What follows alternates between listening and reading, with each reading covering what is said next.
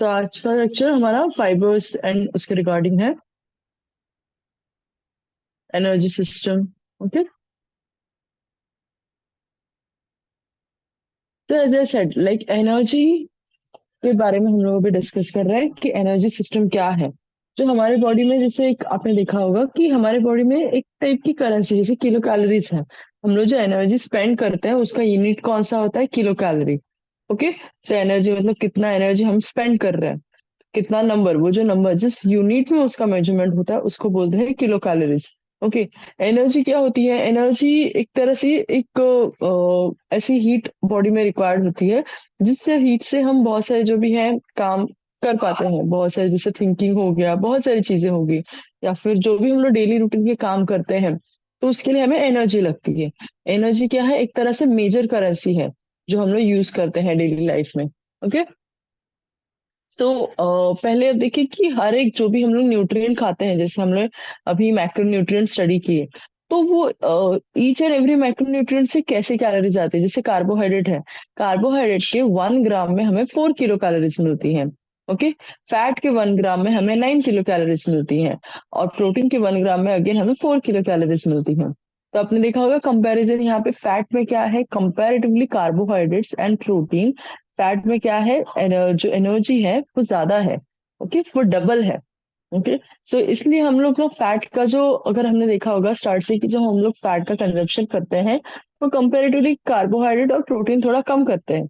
जैसे आप देखिए, अगर आप खाने में आप आज आधा किलो चिकन ला रहे हो, राइट, आधा किलो अगर चिकन या फिर आधा किलो पनीर आप बना रहे हो फैमिली के लिए, तो उसमें आप क्या करोगे? उसमें हम लोग रोटी तो हम लोग उतनी ही, अगर कंपेरेटिव रोटी देखे जाए तो हम लोग कितना रोटी या फिर राइस, वो चिकन जितना भी होगा उसकी कंपैरिजन में उतना ही रहता है, इक्वल ही रहता है ऑलमोस्ट, जितना भी हम लोग खाने में लेते हैं। लेकिन हम लोग फैट क्या लेते हैं? एकदम, अगर आधा किलो चिकन है तो हम लोग कितना फैट लेते हैं? 10, 20, 25 ग्राम मैक्स टू मैक्स, अगर ज्यादा मसाले भूनने हो कुछ हो तो। उससे ज्यादा हम लोग ऑयल नहीं यूज करते। Oil is a pure fat. Okay, तो वो क्या है, पहले तो हम लोग, टेस्ट भी हमें उससे ज्यादा अच्छा नहीं लगेगा, और क्या है, वो खाने के लिए भी हमें उतना ज्यादा हेल्दी नहीं है। अभी आप बहुत सारे जंक फूड्स की रेसिपीज देखते हो। जंक फूड की रेसिपीज में क्या होता है? आप देखते हो बहुत सारे जो बटर की बड़े बड़े जो ये रहते हैं, लादी बोलते हैं हम लोग उनको, जो बड़े बड़े जो ग्राम्स में है कि आधा किलो का बटर, 100 ग्राम, 200 ग्राम, उतना एक ही आपके खाने में चला जाता है। ओके, तो उससे क्या होता है, बहुत सारी जो फिजिकल प्रॉब्लम्स है, बहुत सारी जो हेल्थ इश्यूज है वो अराइज हो सकती हैं। Okay,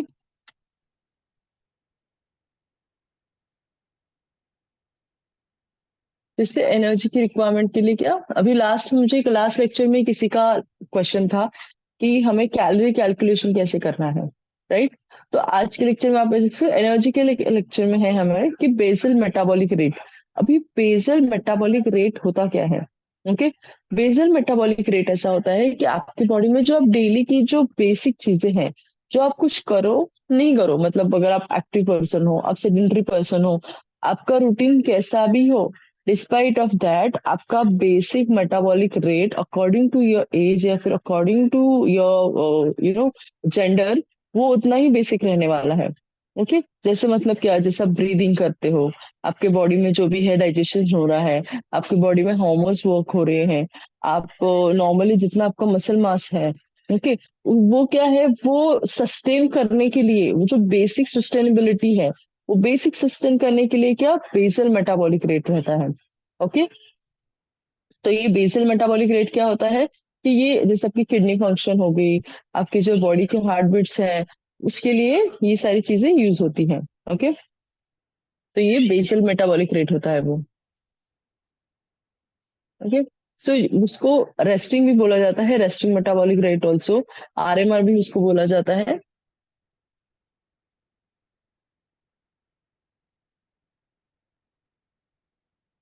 just a minute.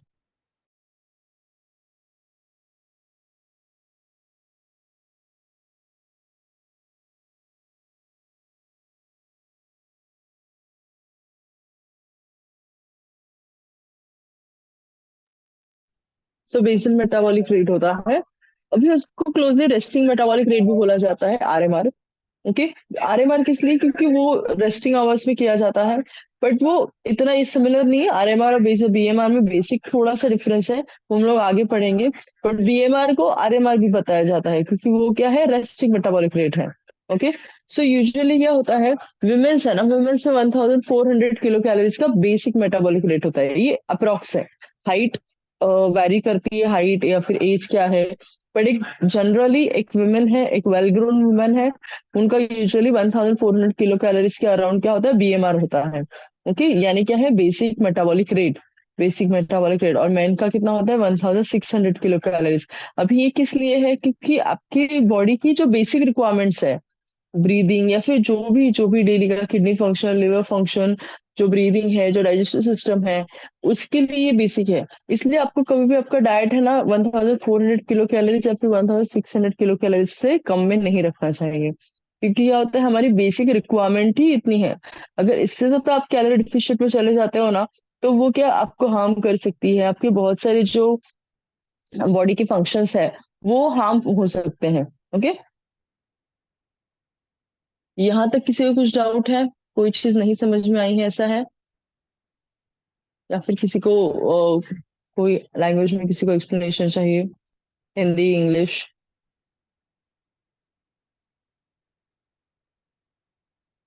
Okay, चलेगा, तो आगे चलते हैं।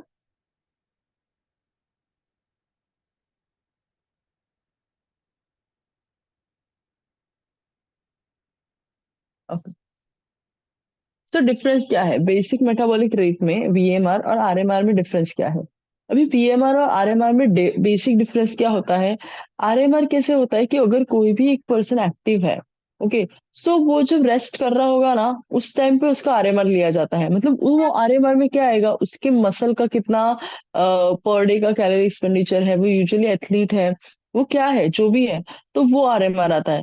और बेसिक बीएमआर क्या आता है कि कोई पर्सन एथलीट हो नहीं हो क्या है, फिर भी उसकी जो बेसिक रिक्वायरमेंट्स होंगी, तो वो सारी चीजें आती हैं। ओके। इसलिए तो बीएमआर और आरएमआर में वो डिफरेंस आता है। ओके।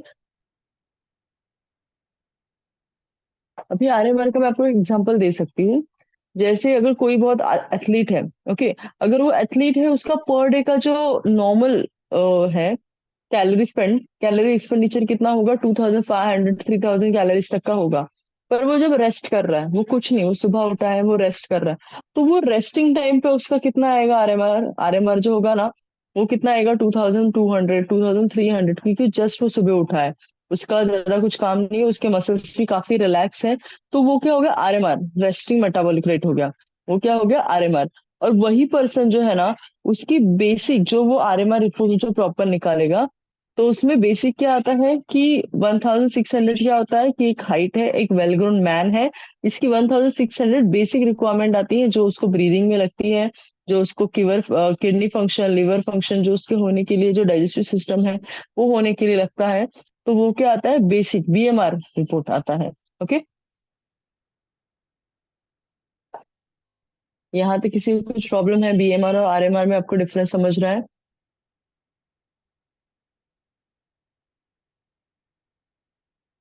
ओके। किसी को कोई डाउट नहीं है? ओके, सो हम लोग आगे बढ़ रहे हैं। So human beings needs energy for following functions. जैसे फॉलोइंग फंक्शंस कौन से हैं? जैसे हमने बताया था कि सिक्रेशंस है, ओके, जो मेटाबॉलिज्म है हमारा, एंजाइम्स है, हॉर्मोन्स है, ये जो बेसिक चीजें होती है, जो मसल्स है, जो ब्रेन्स है, ये सारी जो बेसिक चीजें होती है ना, उनके लिए क्या रहते हैं, ह्यूमंस को मेटाबॉलिज्म भी, जो बेसिक मेटाबॉलिज्म उसको बोला जाता है। बेसिक मेटाबॉलिज्म जो आपकी बेसिक चीजें हैं, जो अगर आप एक्टिव हो, आप सेडेंटरी लाइफस्टाइल हो, कुछ भी हो, आपकी वो बेसिक चीजें बॉडी में होने ही वाली हैं। अगर आप एथलीट हो या फिर आप 9 to 5 काम पे जाने वाले हो, आपकी हार्ट बीट तो होने ही वाली है। ओके। तो ये जो बेसिक चीजें होती है ना, उसको ऐसे बोला जाता है।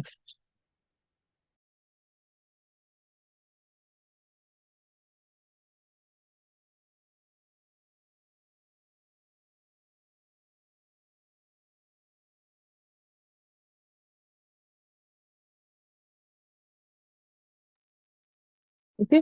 तो बेसिक उनको बोला जाता है। जो बीएमआर जो क्या रहता है, जो अगर कोई एथलीट है तो भी वो ब्रीदिंग करने वाला है, अगर कोई 9 to 5 पर्सन है तो भी वो ब्रीदिंग करने वाला है। जो हॉर्मोन्स है, जो एंजाइम्स है, जो उनकी सिक्रेशन प्रोसेस है बॉडी की, वो होने ही वाली है despite of their physical activity of daily basis. Okay, so इसलिए क्या बोला जाता है इसको, बेसल मेटाबॉलिज्म। ओके, ये क्या होते हैं, बेसिक काम होते हैं। ओके, जैसे अगर हम कोई एक पर्सन है, अगर हम सुबह उठते हैं तो हमें सुबह बेसिक होता है कि हमें सुबह उठना है, ब्रश करना है, नहाना है, ब्रेकफास्ट करना है, फिर आगे बढ़ना है। तो ये क्या हो गया, और फिर शाम को आके काम वगैरह जो भी रहेगा वो करके सोना है। तो ये क्या हो गया, ये हमारा बेसिक काम हो गया। ओके, तो वो हम, अगर कोई एथलीट है, कोई रिच है, कोई पुअर है, कोई कैसा है, कोई पतला है, कोई मोटा है, डिस्पाइट ऑफ ऑल दैट, कोई लड़का है, कोई लड़की है, डिस्पाइट ऑफ ऑल दैट, ये उसको बेसिक काम करना ही है। उसको सुबह उठना है, उसको ब्रश करना है, उसको नहाना है, उसको ब्रेकफास्ट करना है, फिर उसको आगे जो भी अपना काम प्रोसीड करने जाना है, शाम को आके वो सोना है। ओके, तो ये क्या हो गया, बेसिक हो गया। वैसे हमारी बॉडी की क्या है, बेसल मेटाबॉलिज्म, जो बेसिक चीजें हैं जो होने ही वाली है बॉडी की। ओके, तो मेटाबॉलिज्म रिस्पॉन्स टू फूड। अभी मेटाबॉलिक रिस्पॉन्स फूड को क्या होता है। Okay, so what is metabolic response to food. Eating requires energy for the ingestion and digestion, okay, of food, for the absorption, transport and interconversion, oxidation, deposition of nutrient। Usually क्या होता है, आपकी body जो भी आप खाना खाते हो उसका एक प्रोसेस होता है कि इंजेशन यानी पहले खाना, डाइजेशन उसका मतलब ब्रेक डाउन होता है फूड का, फिर क्या होता है अब्जॉर्प्शन, जहां जहां रिक्वायरमेंट है इसके लिए वो पहले अब्जॉर्ब कर लेती है बॉडी। उसके बाद करती है ट्रांसपोर्ट, जहां पे जो भी रिक्वायरमेंट है, जैसे अगर अपने फॉर एग्जाम्पल आपने पनीर खा लिया, तो पनीर में क्या होता है, आप पहले पनीर खाओगे, चबाओगे मुंह में, फिर वो नीचे जाएगा, फिर वो ब्रेक डाउन होगा और छोटे फाइन पीसेस में, फिर उसके ऊपर जो एसिड्स रहेंगे वो एसिड्स होंगे रिलीज। वो एसिड्स रिलीज होने के बाद क्या होता है, उसके अब्जॉर्प्शन होगा। ओके, जो अलग अलग जो एंजाइम्स हैं, जैसे अगर उसमें जितना भी पनीर में क्या होगा, लैक्टोज होगा, जो भी कार्ब्स है वो कार्ब्स के लिए अमाइलेज एंजाइम है वो उनको अब्जॉर्ब करेंगे। फिर जो प्रोटीन है उसके लिए पेप्टीज एंजाइम है वो वर्क करेगा। फिर जो फैट है उसके लिए जो लाइपेज एंजाइम है वो वर्क करेंगे, और वो क्या करेंगे, उनको अब्जॉर्ब करेंगे। अब्जॉर्ब होने के बाद ट्रांसपोर्ट करना है आगे। तो जो भी वहां पे प्लेसेस हैं, जो भी वहां पे एंजाइम है, वो क्या ट्रांसपोर्ट करेंगे, जहाँ पे कार्बोहाइड्रेट नीडेड है वहां पे वो कार्बोहाइड्रेट दे देंगे। जहाँ पे प्रोटीन मसल रिक्वायरमेंट है, मसल रिपेयर है, या फिर स्किन रिपेयर है, या फिर हेयर रिपेयर है, जहाँ पे भी रिक्वायरमेंट है वहां पे क्या करेंगे, वो प्रोटीन करेंगे, भेजेंगे। जहाँ पे फैट रिक्वायर्ड है वहां पे वो हॉर्मोन्स हो गए, स्किन होगी, वहां पे वो फैट भेजेंगे। तो ये क्या होगा, ट्रांसपोर्ट होगा। फिर क्या होगा, इंटरकन्वर्जन। अभी जो जैसे पीसेस में गया है वो उसके अकॉर्डिंग उसको इंटरकन्वर्जन करेगा, राइट। मतलब प्रोटीन जिस भी पीसेस में गया है वो उसको ब्रेक डाउन करके क्या करेगा, प्रोटीन की जैसे रिक्वायरमेंट है उसके हिसाब से उसको कन्वर्ट करके यूज करेगा, राइट। इंटर कन्वर्जन बोलते हैं उसको। ये भी जिससे ग्लूकोज है, ग्लूकोज जिस भी फॉर्म में गया है, बट सामने वाले को किस फॉर्म में रिक्वायर्ड है। जैसे अगर वो आरबीसी है, वहां पे बोन्स में गया है, बोन में मैरो के पास गया है कि ब्रेन के पास गया है, कि अगर वो कहाँ पे ग्लूकोज गया है, जहां पे भी गया है वो क्या करेगा, इंटर कन्वर्जन करेगा। ओके, वो चीजों को जैसे रिक्वायर्ड है वैसे उनकी तरह से वो कन्वर्ट करके वो यूज करेगा। फिर क्या करेगा, ऑक्सीडेशन। ऑक्सीडेशन यानी उनको उनके हिसाब से करने के बाद जो भी चीजें यूज होनी है वो यूज करके फिर वो सेक्रेट करेगा। ओके, वो ऑक्सीडेशन प्रोसेस होगा। फिर क्या होगा, डिपोजिशन ऑफ न्यूट्रिएंट, फिर जहां पे है वहां पे वो डिपॉजिट हो जाएंगी। तो ये क्या होता है, मेटाबॉलिक रिस्पॉन्स होता है न्यूट्रिशन का। जैसे हम लोग क्या सोचते हैं, काफी सिंपल प्रोसेस है, कुछ भी है तुरंत खा लिया, पर खाने के बाद क्या है, बहुत सारी स्टेप्स होती है। वो स्टेप्स में क्या होता है, डाइजेशन होने के बाद फिर वो बहुत लंबी प्रोसेस है खाने के डाइजेशन की। और ह्यूमन बॉडी बहुत स्मार्ट है, उसको बस हमें क्या देना होता है, राइट फूड अगर आप देंगे ना तो आपकी बॉडी एकदम परफेक्टली वर्क करेगी। जहां आपने कोई भी चीज का एक्सेस कर लिया, जैसे कोई भी चीज आप एक्सेस अमाउंट में खा रहे हो, like anything, it could be carbohydrate, it could be fat, it could be protein, it could be water also, anything is not required, and if you eat in excess amount your body will get in a toxic way। Okay, जैसे कहा जाता है ना कि कोई भी चीज में अगर कोई भी एक्स्ट्रा, कोई भी जरूरत से ज्यादा कोई चीज हो जाती है ना तो वो चीज टॉक्सिक हो जाती है। ओके, जैसे फिर वो रिलेशनशिप हो, फिर नॉर्मल आपका रोज का बिहेवियर हो, या फिर कोई आपका खाने पीने का हो। जैसे आपने देखा होगा, अगर कोई पर्सन है, जैसे अगर हमारी मॉम डैड है, अगर किसी बच्चे को बहुत ज्यादा ओवर प्यार दे देते तो वो बच्चा क्या होता है, बिगड़ जाता है, मतलब वहां पे क्या हो गया, टॉक्सिसिटी क्रिएट हो गई। ओके, वैसे हमारे खाने पीने का भी है। अगर कोई भी कार्बोहाइड्रेट है, फैट है, प्रोटीन है, अगर आप उसका इंटेक एक्सेस करते हो, जस्ट बिकॉज जैसे अभी हमारे यहाँ पे क्या हो रहा है, इंडिया में मोस्टली क्या होता है कि कार्बोहाइड्रेट रिच कंट्री है हमारी। हमारे यहाँ पे फार्मिंग काफी अच्छी होती है। तो फार्मिंग अच्छी होने की वजह से क्या है कि बहुत सारा क्या है, हमारे पास कार्बोहाइड्रेट काफी सस्ते में और काफी ज्यादा मिल जाता है। तो हमारा मेजरली इंटेक क्या होता है, कार्बोहाइड्रेट का होता है। मतलब गेहूं से बनी हुई चीजें, जो जो भी फार्मिंग से राइस से बनी हुई चीजें हम क्या करते हैं, बहुत ज्यादा उसको इंटेक करते हैं। जैसे अभी भी अगर आप देखोगे ना, तो इंडिया की फार्मिंग इतनी ज्यादा है इंडिया में कि बहुत सारे जो गवर्नमेंट के जो स्टोरेज होती है ना, बहुत सारी स्टोरेज कुछ 8 समथिंग मिलियन टन्स में होती है। वो उससे ज्यादा क्रॉस होके उनके पास स्टोर्ड है, क्योंकि इतना ज्यादा फार्मिंग होता है। हाँ, वो अलग बात है कि हमारे यहाँ तक आते आते, एक नॉर्मल पर्सन तक आते आते चीजें कॉस्टली हो जाती है। बट जो फार्मर्स है वो काफी सस्ते में बेचते हैं। और वो बेचने के बाद क्या होता है, वो वैसे स्टोर रहते हैं बहुत टाइम तक। ओके। तो ये सारी चीजें होती हैं कि बहुत ज्यादा स्टोर। तो हमारी इंडिया क्या है, काफी कार्बोहाइड्रेट रिच कंट्री है। कार्बोहाइड्रेट रिच कंट्री होने की वजह से हमारे खाने पीने में इंटेक क्या होता है, कार्बोहाइड्रेट का ज्यादा होता है। जैसे रोटी, सब्जी, दाल और राइस, ये सारी हमारे मील्स में रहते हैं। अगर आप नॉर्मल कोई सिटी में भी आते हो, तो सिटी में भी क्या, अगर आप बाहर कभी फूड स्टॉल पे चले जाते हो, तो आपको देखिए ना, आपको भजी मिल जाएगी, आपको सैंडविच मिल जाएगा, आपको पास्ता मिल जाएगा। तो ये सारी क्या है, different type of variety of carbs है। आपको जंक फूड में वड़ा पाव, समोसा पाव, चाट, ये सारी चीजें मिल जाती है। तो अभी ये क्या है, डिफरेंट टाइप ऑफ कार्ब्स है। बट है क्या, कार्बोहाइड्रेट्स, ये व्हीट, राइस, यही सारी चीजों से बनी हुई चीजें हैं। तो ये क्या है, क्यों है ये इतना सस्ता। अभी आप वही आप सोचो, अगर आप प्रोटीन खाने जा रहे हो, अगर आपको प्रॉपर एक हेल्दी चिकन खाना है, तो हेल्दी चिकन आपको कितना आएगा, 200 रुपीज का आएगा। पर वही आपको 10-20 रुपीज में क्या मुझे मिल जाता है, थोड़ी बहुत चाट या फिर कोई भी समोसा, वड़ा पाव आपको काफी इजीली मिल जाता है। क्यों? क्योंकि हमारे यहाँ पे वो चीजें बहुत कॉस्टली है, बहुत सस्ती है। और प्रोटीन क्या है, चिकन वगैरह आपको काफी महंगा मिल जाता है। या फिर आप पनीर की कोई भी चीज खाने जाओ। तो इसलिए क्या होता है, हमारी कंट्री जो है रिच है कार्बोहाइड्रेट। तो हमारे यहाँ पे एक्सेस इंटेक किस चीज का होता है, कार्बोहाइड्रेट का। इस वजह से अगर आप देखो, धीरे धीरे क्या हो रहा है, इंडिया में भी ओबिसिटी काफी बढ़ रही है। पहले एक रहता था कि एक स्कूल में हमारे ऐसे रहता था कि स्कूल में एक कोई बच्चा रहता था जो काफी ओबीज रहता था। अभी स्कूल में ऐसा है ना कि एक हाथ दो कोई बच्चा है जो काफी पतला है। वरना लोग मोस्टली किड्स क्या है, ओबीज है, किड्स भी ओबीज होते जा रहे हैं। ओके, क्योंकि क्या है, जो प्रोसेस्ड फूड है, जो जंक फूड है, वो काफी इजीली अवेलेबल है। पहले के टाइम पे इतना अवेलेबिलिटी नहीं रहती थी। पहले ऐसे रहता था कि बाहर का खाना मतलब काफी ओकेजनली, काफी रेयरली मिलता था। अभी कैसे उसकी फ्रिक्वेंसी बढ़ गई है, क्यों? क्योंकि फार्मिंग के लिए और बहुत सारे टूल्स आ गए हैं। और हमारे पास क्या है, फार्मिंग की वजह से बहुत ज्यादा कार्बोहाइड्रेट रिसोर्सेस अवेलेबल है। ओके। तो ये सारी चीजें हैं। इसलिए क्या होता है, मेटाबॉलिक रिस्पॉन्स जो है, ये सारी चीजों को, जब कोई भी चीज आप एक्सेस अमाउंट में करते हो, वो क्या होता है, टॉक्सिसिटी में क्रिएट हो जाता है। ओके, हमारी बॉडी में। ओके। तो फिजिकल एक्टिविटी आफ्टर बीएमआर क्या होता है, जो largest component of daily routine क्या होता है, expenditure that human performs is obligatory and discretionary is physical activities. मतलब आपकी बॉडी जो है, जो बेसिक मेटाबॉलिज्म कितना है, 1400 for womens and 1600 for men. अभी इसके बाद जो हायर इनटेक रहता है, जो हायर एक्सपेंस रहता है आपकी बॉडी का, वो क्या होता है, फिजिकल एक्टिविटी। अगर इसलिए कोई पर्सन फिजिकल एक्टिविटी नहीं करता है, कोई सेडेंटरी लाइफस्टाइल में है, तो वो क्या होता है, उसका मेटाबॉलिज्म काफी स्लो होता है।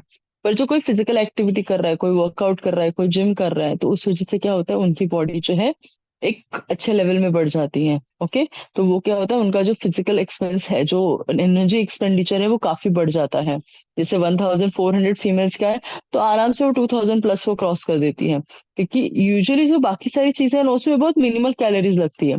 तो जब फिजिकल एक्टिविटीज करते हो ना, आपकी कैलोरीज का एक्सपेंस जो है बहुत ज्यादा बढ़ जाता है। ओके। जो ऑब्लिगेटरी एक्टिविटीज रहती है, जैसे occupational work, daily activities such as going to school and spending like running to home and families, ये जो ऑब्लिगेटरी एक्टिविटीज है, जो बेसिक, जो हम लोग घर पे करते ही हैं। ओके। वो क्या होता है, सोशल कल्चर वगैरह, उसमें क्या होता है, लेकिन इसमें काफी मिनिमल एक्टिविटीज है, काफी मिनिमल जो है एनर्जी एक्सपेंडिचर हमारा होता है। ओके। यहाँ तक किसी को कुछ डाउट, कोई चीज नहीं समझ में आई ऐसे?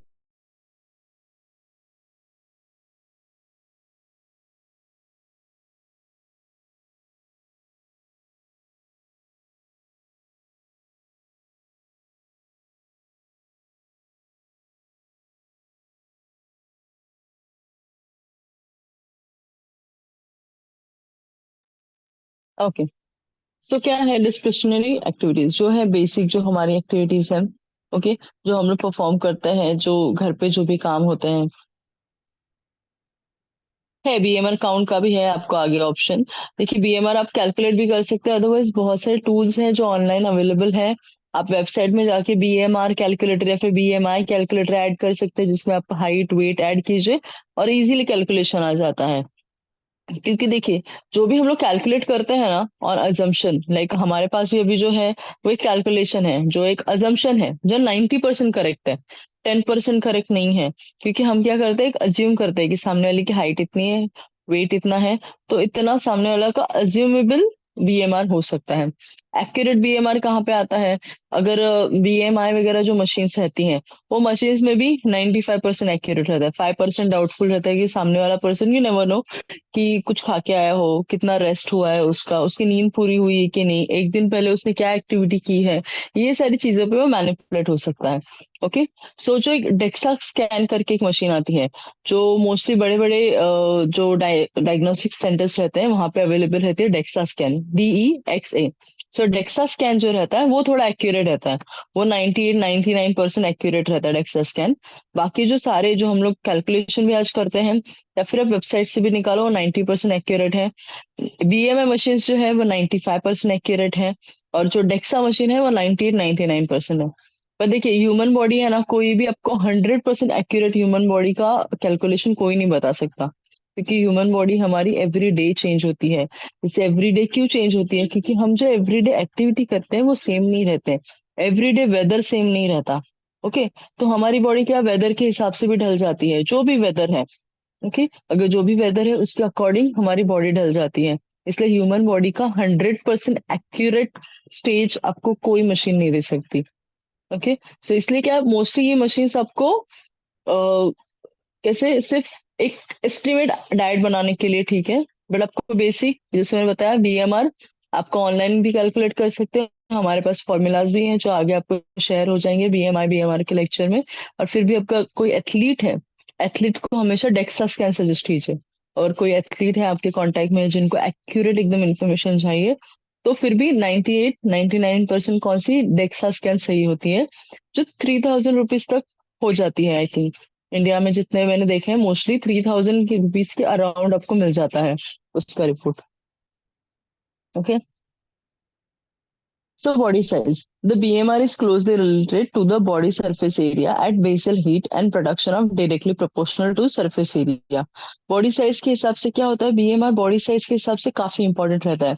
जैसे अगर आप देखिए, अगर कोई 6 फीट का एकदम मस्कुलर बंदा है, तो उसका क्या होगा, उसका बीएमआर लेवल डेफिनेटली ज्यादा होगा ना, क्यों? क्योंकि उसकी हाइट ज्यादा है, उसमें मसल मास ज्यादा है।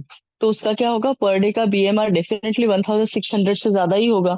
वही अगर 6 फीट का एकदम सेडेंटरी बंदा है, जो कुछ नहीं करता, जो पूरा दिन सोया रहता है, दुबला पतला सा है या फिर काफी मोटा है, ऐसा भी समझ सकते हो, जो कुछ नहीं करता, जो सिर्फ बैठा रहता है और कुछ नहीं करता, तो उस टाइम पे क्या होगा, उसका BMR level compare to that other person काफी कम होगा। ओके। सो वैसे है, बॉडी साइज भी मैटर करता है। जैसे 1600 हम लोगों ने क्या बोला, एक एस्टिमेटेड नंबर है, it is not accurate number. Okay. तो अगर हर पर्सन का जो बॉडी साइज है वो मैटर करता है। Again the age. ओके। तो यूजुअली क्या रहता है, डेक्सा टेस्ट क्या होता है, जिसमें ना बॉडी पूरा स्कैन होता है, और जिसमें आपका मसल मास कितना है, आपका फैट मास कितना है, वाटर मास कितना है, ये सारा रिपोर्ट आता है। आपका बीएमआर कितना है, आपका पर डे का कैलोरी एक्सपेंडिचर कितना है, बीएमआई कितना है, ये सारी मशीन आती है, वो मशीन में आपको पता चलता है। तो ये डेक्सा स्कैन मोस्टली एथलीट्स करते हैं, जो भी नेशनल लेवल पे खेलते हैं, जो स्टेट लेवल पे खेलते हैं। तो उनको अगर फैट पर्सन उसमें करना है, certain category, certain weight category के अंडर उनको खेलना होता है ना, तो वो लोग ये करते हैं, डेक्सा परफॉर्म। वो बड़े बड़े जो डायग्नोस्टिक सेंटर रहते हैं, जहाँ पे एक्सरे सोनोग्राफी ऐसे होता है ना, वो बड़े बड़े डायग्नोस्टिक सेंटर में वो अवेलेबल रहता है। फिर काफी जो अगर बड़ा कोई स्कैन ये रहता है ना, वहां पे रहता है। ओके। तो एज, एज का क्या होता है, बीएमआर लेवल एज से भी रिलेवेंट रहता है। वही देखिए, अगर 25, अगर कोई पर्सन है, वो 6 फीट का हाइट का है, मस्कुलर भी है, पर जो जो मस्क्यूलर है वो 25 ईयर्स का है, एंड अगेन वो same height same weight same muscle का पर्सन 45 ईयर्स का है, तो क्या होगा, ये दो चीजों में क्या होता है, जो बीएमआर लेवल होता है वो कम ज्यादा होता है। जो 45 वाला होगा उसका बीएमआर कंपेरेटिवली 25 ईयर्स के पर्सन से कम होगा, क्योंकि 25 ईयर्स में क्या होते हैं, एनर्जी ज्यादा होती है हमारी बॉडी में। तो 25 ईयर्स में क्या होता है, कोई भी पर्सन काफी एनर्जेटिक होता है। ओके। सो इसलिए क्या होता है, डेक्सा स्कैन जो रहता है, डेक्सा बोल रही हूँ, ये जो बीएमआर रहता है वो बीएमआर 25 ईयर्स वाला थोड़ा कम रहता है। ओके। और 45 ईयर्स का मतलब जो कंपेयर टू 45 ईयर्स हम बोल रहे हैं, वो जो उसका मेटाबॉलिक एक्टिविटी है वो हाई रहती है, उसके बॉडी का मेटाबॉलिज्म हाई रहता है। तो 25 ईयर्स वाला जो है पर्सन, उसका मेटाबॉलिज्म हाई होगा, उसका बीएमआर लेवल हाई होगा, उसका बीएमआई लेवल हाई होगा। और वही जो 45 वाला पर्सन है उसका बीएमआर लेवल कम होगा, कैलोरी एक्सपेंडिचर कम होगा, क्योंकि वो एज ऐसी है ना कि वो एज में बॉडी क्या रहती है, सिर्फ डिग्रेड होती रहती है, रिपेयर नहीं होती। और 25 ईयर में क्या होती है, सिर्फ ग्रो होती है। टिल 29 बॉडी क्या कर रही है, ग्रो हो रही है, ग्रो हो रही है, कुछ ना कुछ चेंजेस हो ही रहे हैं बॉडी में, न्यू न्यू सेल्स बन रहे हैं। और 45 में क्या होता है कि बॉडी आपकी डिग्रेड होती रहती है, जो भी चीजें हैं वो डिग्रेड होती जाती हैं, पर उनके हाइट मसल्स वेट की वजह से क्या होता है, रिटेन कर पाते हैं। ओके। अभी सेक्स, अगर कोई फीमेल है, जैसे हमने देखा था विमेन है, उनका क्या होता है, 6 to 10% लोअर बीएमआई होता है। अगर कोई 6 फीट की विमेन है, ओके, उस वो भी मस्कुलर है, और 6 फीट का मैन है वो भी मस्कुलर है, दोनों की एज भी सेम है, 25-25, दोनों की फिजिकल एक्टिविटी भी सेम है, फिर भी क्या होगी, जो वुमेन होगा उसका 6 to 10% लोअर बीएमआर होगा। क्यों? क्योंकि विमेन्स में क्या होता है, ईस्ट्रोजन हार्मोन ज्यादा होता है, और जो मेन में क्या होता है, टेस्टोस्टेरोन हार्मोन ज्यादा होता है। टेस्टोस्टेरोन हार्मोन क्या करता है, मसल बिल्ड करता है। इसलिए क्या होता है, जो मेन मैन होगा उसमें क्या होगा, बीएमआर लेवल हाई होगा कंपेयर टू वुमेन। ओके। जो वुमेन का होगा वो कम होगा, क्योंकि उसके बॉडी में जो हॉर्मोन्स है वो ज्यादा मसल्स बनाते ही नहीं है, वो क्या है, फैट प्रोन है, बॉडी में ज्यादा फैट बनाते हैं। ओके, इजीली फैट बना देते हैं। तो वुमेन्स का क्या होगा, 6 to 10% lower, 6 to 10% lower BMR होगा। ओके। स्लीप है, अगर कोई पर्सन, अगेन अगर हमने सेम एग्जांपल लिया, अगर दो मेल है, वो 25 ईयर्स के हैं, ओके, उनका मसल परसेंट भी सेम है, ओके, और वो हाइट भी सेम है, 6 फीट है अगेन, लेकिन जो एक पर्सन है, पर्सन ए है, वो अच्छे से सोता है, उसकी 6 से 7-8 घंटे मस्त नींद होती है, और दूसरा है वो 2-4 घंटे ही सो पाता है, वो अच्छे से डे टू डे नहीं सो पाता। तो जो 7 to 8 आवर्स सो रहा है उसका बीएमआर लेवल हाई होगा। क्यों? उसकी बॉडी को रिकवरी के लिए अच्छे से टाइम मिल पा रहा है। और जो 2 से 4 घंटे सो रहा है उसकी बॉडी को अच्छे से रिकवरी टाइम नहीं मिल पा रहा है, तो उसकी बॉडी क्या है, अच्छे से रिकवर नहीं हो पा रही है, जो भी मसल रिकवरी है वो अच्छे से नहीं हो पा रही है। Okay. Fever, the BMR is raise in a fever. जब भी ये कोई भी अगर बीमार है, उस टाइम पे क्या होता है, उसका बीएमआर लेवल थोड़ा बढ़ जाता है। इसलिए आपने देखा होगा जब कोई बीमार पड़ जाता है ना, उसका सडन वेट लॉस हो जाता है। अभी वेट लॉस होते टाइम ना बॉडी ये नहीं सोचती कि वो मसल यूज कर रही है कि फैट यूज कर रही है, बट उसका क्या होता है, बीएमआर लेवल बढ़ जाता है उस टाइम पे। और वो क्या होता है, कैलोरी एक्सपेंडिचर ज्यादा होता है जब किसी को भी फीवर आता है। वैसे ही कोई अगर फियर है, एंग्जाइटी है, नर्वस टेंशन है, कुछ भी, ये सारी भी चीजें रहती है, जब आप डर जाते हो, जब आप डर जाते हो तो देखना आपकी हाइट, आपका जो हार्ट है ना वो हार्ट बीट थोड़ा बढ़ जाता है। ओके। एंग्जाइटी लेवल है। ओके। आपकी बॉडी में जो कोई आपको बहुत ज्यादा टेंशन हो जाती है, एंग्जाइटी होती है, तब भी आपका क्या होता है, हार्ट बीट थोड़ा बढ़ जाता है।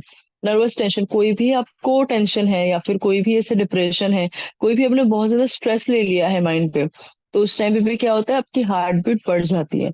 ऐसे टाइम पे भी क्या होता है, आपका जो बीएमआर लेवल होता है वो थोड़ा बढ़ जाता है comparatively. Okay, this is not a healthy way, क्योंकि इस वजह से क्या होता है कि माइंड हमारा डिफरेंट वे में चला जाता है, but this is not a healthy way. But ये बीएमआर लेवल क्या होता है, उस सर्टन टाइम तक पे बढ़ जाता है। ओके। अगर कोई अंडर न्यूट्रिशन है या फिर कोई स्टारवेशन है, तो उस टाइम पे भी क्या होता है कि उस टाइम पे बीएमआर लेवल हमारा 10 to 20% कम हो जाता है। जैसे आपने बहुत सारे केसेस में देखा होगा, किसी को पतला होना होता है ना, वो सडनली खाना खाना बंद कर देते हैं, भूखे रहते हैं। ओके। या फिर क्या करते हैं, जो खाना खा रहे हैं ना, उनको राइट आइडिया नहीं होता ना, तो वो कट कर देते हैं, बहुत कम खाना खाते हैं, अंडर न्यूट्रिशन या फिर क्या, स्टारवेशन। ऐसी चीजों में क्या होता है, उनका मेटाबॉलिज्म कम हो जाता है और उल्टा उनका ना वेट गेन होना चालू हो जाता है। तो वो लोग ये सोचते हैं, अरे अभी मैंने खाना भी बंद कर दिया है, अभी तो मैं एक्सेस खा भी नहीं रहा हूँ, या फिर मैं अभी मैं भूखा रह रहा हूँ तो भी मेरा वेट क्यों बढ़ रहा है। तो इससे ये वेट क्यों बढ़ता है, क्योंकि उनका बीएमआर लेवल जो है वो 10 to 20% कम हो गया। ओके। और ये बीएमआर लेवल उनका धीरे धीरे कम होता जाता है, क्योंकि वो अंडर न्यूट्रिशन रहते हैं और स्टारवेशन में पीरियड में रहते हैं। ओके। Hormonal imbalance. ओके। अगर कंडीशंस ऑफ हाइपोथायराइडिशन, जो हाइपोथायराइड है, हाइपोथायराइड या फिर हाइपर, ये सारी केसेस में क्या होता है, बीएमआर जो हमारा थायराइड हार्मोन है, जो यहाँ पे नेक के पास हमारी ग्लैंड रहती है, वहां से वो रिलीज होते हैं। तो अभी क्या है, वो उस टाइम पे वो हमारा क्या है, मेटाबॉलिज्म हैंडल करता है, जो थायराइड ग्लैंड है हमारी। और उस वजह से क्या है ना, जब हमें हाइपो या फिर हाइपर थायराइड में हो जाता है, तो हाइपो में क्या होता है, बीएमआर लेवल कम हो जाता है, और हाइपर में क्या होता है, बीएमआर लेवल बढ़ जाता है। क्यों? क्योंकि हाइपो में क्या है, हॉर्मोन्स जो है वो ज्यादा रिलीज हो रहे हैं और कम रिलीज हो रहे हैं, जो थायराइड हार्मोन है। तो इस वजह से क्या होता है, जो हमारा बीएमआर लेवल है वो कम हो जाता है, और हाइपर में क्या होता है, हमारे हॉर्मोन्स है जो थायराइड के, वो ज्यादा रिलीज हो रहे हैं। उस वजह से क्या होता है, बीएमआर लेवल बढ़ जाता है। इसलिए आपने देखा होगा, हाइपोथायराइड के लोग है ना, थोड़े चबी से रहते हैं, थोड़े ओबीज साइड में रहते हैं, और जो हाइपर थायराइड में रहते हैं ना, वो कम हो जाते हैं। ओके, वो पतले हो जाते हैं बहुत। क्योंकि बॉडी में एक्सेस थायराइड हार्मोन सेक्रेट हो रहे हैं। ओके। जब भी उनके क्या होता है, जब हाइपर थायराइड में क्या होता है, एड्रेनलिन, एड्रेनलिन जो एक ऐसा हार्मोन है जो सेक्रेट होता है। अभी वो हार्मोन कब रिलीज होता है, मोस्टली जब आपको बहुत ज्यादा गुस्सा आता है, जब आप एंगर में रहते हो। ओके। तो ऐसे टाइम पे एड्रेनलिन हार्मोन होता है, जो एक आपने सुना हुआ, एड्रेनलिन एक रश होती है। ओके। तो जो बॉडी में सडन आपको एक एनर्जी फील होती है। भूमि, थायराइड का आपको एक अलग से लेक्चर है, so don't worry about that, ये बस सब बेसिक बीएमआर के पर्सपेक्टिव से समझ लीजिए। पर थायराइड का आपको अलग से एक लेक्चर होने वाला है, जिसमें हम लोग डिटेल में थायराइड के बारे में डिस्कस करेंगे। ओके। तो अभी आप ये समझे, जो बेसिक क्या है, इमोशंस रहता है, जो हमारे स्टेट्स, वो सारी क्या है, एड्रेनल हार्मोन से हमारे कनेक्टेड रहते हैं। इसलिए देखिए, जब एड्रेनल हार्मोन हमारा रिलीज होता है ना बॉडी में, तो हमारी जो थॉट प्रोसेस रहती है ना, वो थोड़ी ब्लर हो जाती है। जैसे अगर आपको कोई बहुत गुस्सा आया है, और गुस्से में आप ऐसा डिसीजन कुछ ले लेते हो ना, कि जो आप बाद में जाके रिग्रेट करते हो कि नहीं, मुझे उस टाइम वो लेना नहीं चाहिए था। ये क्यों होता है? क्योंकि एड्रेनलिन हार्मोन है ना, वो हमारे इमोशनल स्टेट्स में है, जैसे कि है ना, इमोशंस है, वो इमोशंस में थोड़ा हैवी हो जाता है। और वो क्या होता है, उस टाइम पे आपका बीएमआर लेवल भी डेफिनेटली बट ऑब्वियस बढ़ ही जाता है। आपने देखा होगा, कोई कोई गुस्से में होता है, वो लिटरली शेक करता है। ओके।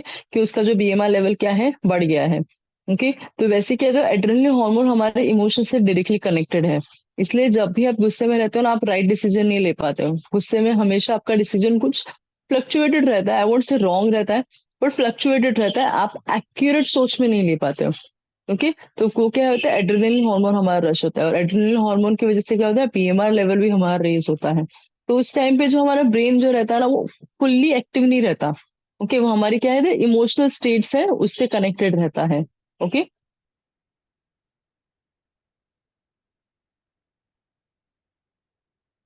ओके। एडिशनल एनर्जी होती है, जो रिक्वायर्ड होती है फॉलोइंग कंडीशंस में।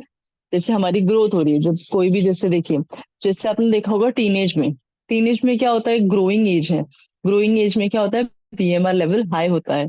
इसलिए मोस्टली आपने देखा होगा, टीनेज में क्या होता है, बच्चे बहुत सारे कुछ ऐसे रहते हैं, मोस्ट ऑफ द केसेस में काफी पतले रहते हैं। ओके। क्योंकि टीनेज में इस वजह से क्या होता है, हमारी फिजिक जो रहती है, एक नॉर्मल, एक अच्छी फिजिक रहती है, क्योंकि क्या होता है, बीएमआर लेवल हाई होता है हमारा। ओके। फिर अगेन, दो केस कौन सा है, प्रेगनेंसी में। प्रेगनेंसी में भी क्या होता है, जो वुमेन है, वो एक बेबी कैरी किया होता है, या फिर वो लैक्टेशन स्टेज में रहती है, तो ये दोनों केसेस में क्या होता है, प्रेगनेंसी या फिर लैक्टेशन में बीएमआर लेवल थोड़ा हाई हो जाता है, क्योंकि बॉडी पे एक एडिशनल रिस्पॉन्सिबिलिटी आ जाती है। एक बेबी, एक चाइल्ड ग्रो कर रहा होता है अंदर बॉडी में, उस वजह से क्या होता है, मेटाबॉलिज्म थोड़ा चेंज हो जाता है हमारे बॉडी का। ठीक है। और एक्स्ट्रा एनर्जी रिक्वायर्ड होती है। फिर अगर लैक्टेशन पीरियड में क्या होता है, एक एक्स्ट्रा रिस्पॉन्सिबिलिटी वुमेन में बढ़ जाती है, जो एक लैक्टेशन का ही काम हो जाता है। इस वजह से क्या होता है, मेटाबॉलिज्म उनका हाई हो जाता है। यहाँ तक किसी को कुछ भी डाउट है, कोई चीज नहीं समझ में आई है इसे?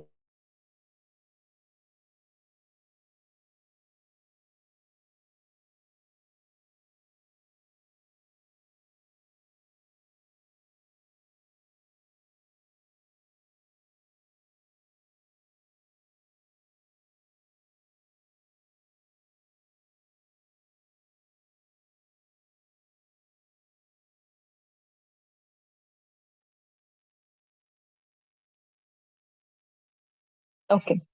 सो डाइटरी फाइबर के बारे में हम डिस्कस करेंगे। यहाँ तक हमारा एनर्जी सिस्टम का एक बेसिक कॉन्सेप्ट खत्म हो गया है।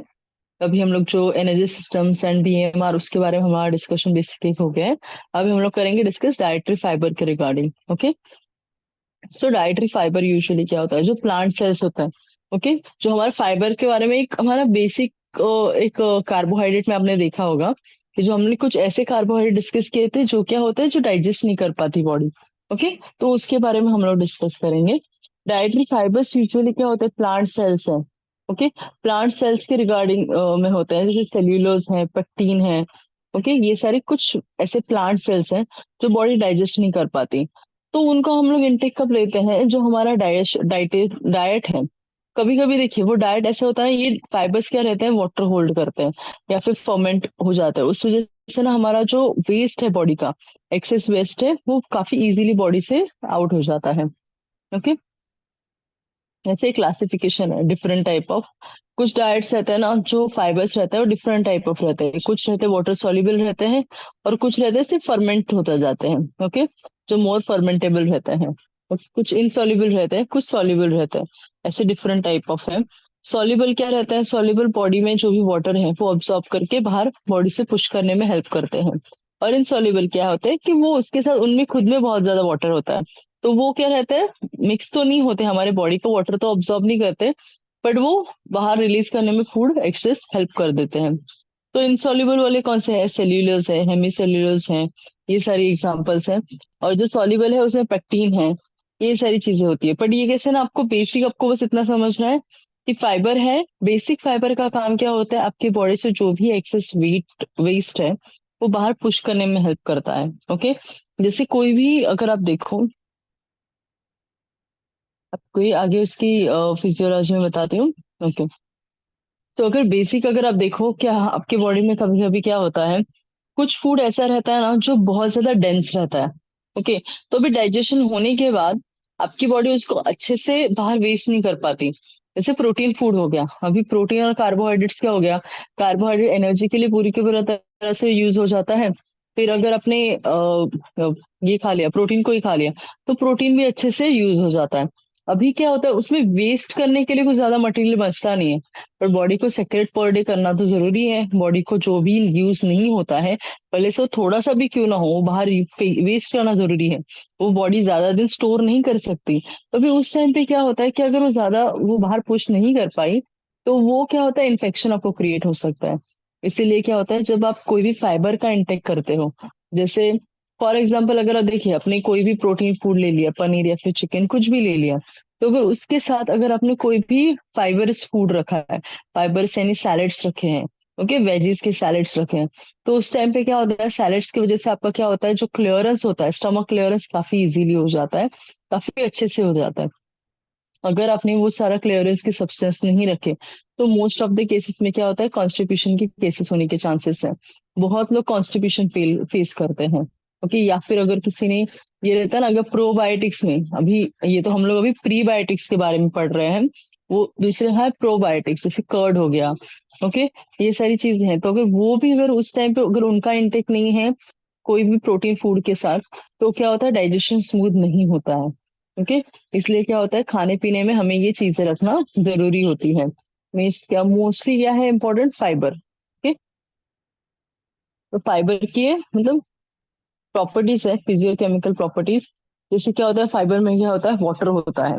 ओके, विस्कोसिटी या सोल्युबिलिटी होती है, मतलब क्या होता है, वाटर अच्छे से होल्ड कर पाते हैं। सरफेस एरिया उनका बड़ा होता है, मतलब जैसे क्या हो गया, अभी अगर आपने कोई भी क्यूकम्बर खा लिया, तो क्यूकम्बर में क्या होता है, कार्बोहाइड्रेट काफी कम रहता है उसमें, पर क्या होता है, वाटर ज्यादा होता है। वो खाने पीने में क्या होता है, काफी डेंस होता है। ओके, उसमें वाटर ज्यादा होता है, इस वजह से क्या होता है, डाइजेशन अच्छे से होता है। उसमें फाइबर्स है, वाटर अच्छे से होल्ड कर पाते हैं। ये क्या होता है, उनकी अच्छी क्वालिटीज रहती है, जो इसलिए हमें उनको खाने पीने के साथ हम उनको ऐड करें, तो उनका यूजेस अच्छे से हो जाता है। ओके, तो फूड सोर्सेज मोस्टली उनके कौन से हैं, जैसे वेजीज हो गए, carbohydrate good quality complex carbohydrates हो गए, वेजीज हो गए, पल्सेस हो गए, ड्राई फ्रूट्स हो गए, फ्रूट्स हैं। ये सारी चीजें क्या है, उनका बेस्ट सोर्स है फाइबर्स के लिए। ओके, फाइबर्स यूजुअली वर्क कैसे करते हैं डाइजेशन में, जैसे डाइजेशन में क्या होता है, डाइटरी फाइबर होते हैं, मिक्स होते हैं पार्शियली डाइजेस्ट फूड के साथ स्टमक में, उसके बाद क्या होता है, वो हाइड्रोलाइज होता है, हाइड्रोलाइज यानी और पतले पतले जो है पीसेस में वो ब्रेक डाउन होता है। उसके बाद अमाइलेज है, अमाइलेज जो ये है पैनक्रियाज जो कार्बोहाइड्रेट डाइजेस्ट करते हैं, वो रिलीज होता है। उसके बाद जो उनका जो भी है ब्रेक डाउन है, जहां जहां पे रिक्वायरमेंट है वहां वहां पे वो उनके साथ डिवाइड हो जाता है। और फिर आगे वो डाइजेशन के लिए हमें हेल्प करता है। जैसे कोई भी है, जैसे रेगुलरली अच्छे से अगर कोई भी बल्किंग है, यानी क्या है, अगर कोई आपके स्टमक में ऐसा फूड है जो नहीं अच्छे से वेस्ट जा रहा है, तो उस टाइम पे क्या करता है, वाटर होल्ड करके, यानी बल्क होता है, वाटर होल्ड करके बल्क होता है और बाहर फूड रिलीज करने में हेल्प करता है। ओके। यहाँ तक आई होप किसी को कुछ प्रॉब्लम नहीं है। फर्मेंटेशन है कि कोलोन में फर्मेंटेशन कैसे होता है, कोलोन मतलब क्या होता है, जहाँ पे हमारे बॉडी का वेस्ट स्टोर होता है। ओके। तो जो कोलोन एरिया होता है वहां पे क्या होता है, यूजुअली फर्मेंट होता है फाइबर, या फिर जो ये है फाइबरिक जो भी प्रोडक्ट्स है वो क्या होता है, कोलोन में क्या होता है, फर्मेंट होते हैं, वहां पे क्या होता है, वाटर होल्ड होता है, और वहां पे वो धीरे धीरे आउट करने के लिए हेल्प होती है। तो भी डिफरेंट टाइप का आप देखोगे, जैसे सेल्यूलोज है, सेल्यूलोज में क्या होता है, 20 to 80% उसमें रहता है, फाइबर रहता है। फिर होमी से हेमी सेल्यूलोज है, पेक्टिन है, ये डिफरेंट टाइप ऑफ है। व्हीट ब्रांड है, ओके, स्टार्च है। ये सारी different different type of fibres है जो हम लोग डेली डाइट में रखते हैं। अभी ये सारी चीजों का आप नाम याद रखोगे तो क्या होगा, बहुत सारे मार्केट में ना प्रीबायोटिक्स अवेलेबल है। तो प्रीबायोटिक्स के टाइम पे ना पढ़ सकते हो कि कौन से टाइप का ये फाइबर है, जिसमें कितना फाइबर हो सकता है। ओके। तो आपको वो इजीली पता चल जाता है। अभी जो कोई भी रहता है ना कि ग्लूटेन से एलर्जिक रहते हैं, वो लोग व्हीट ब्रांड का कभी भी नहीं लेते, जिससे व्हीट में क्या होता है, ग्लूटेन रहता है। तो ग्लूटेन वाले क्या रहते हैं, व्हीट ब्रांड कभी नहीं लेते, जिनको अगर ग्लूटेन से एलर्जीज है या फिर जिनको ग्लूटेन सूट नहीं करता उनके लिए। बाकी मोस्टली सब लोग अच्छे से डाइजेस्ट हो जाता है। या फिर स्टार्च है, स्टार्च भी कभी कभी प्रॉब्लम दे देता है, पर बाकी सारे सेल्यूलोज, हेमी सेल्यूलोज, ये नॉर्मल है। ओके, इससे ज्यादा इतनी प्रॉब्लम कभी फेस नहीं होती। ओके। एब्जॉर्प्शन है।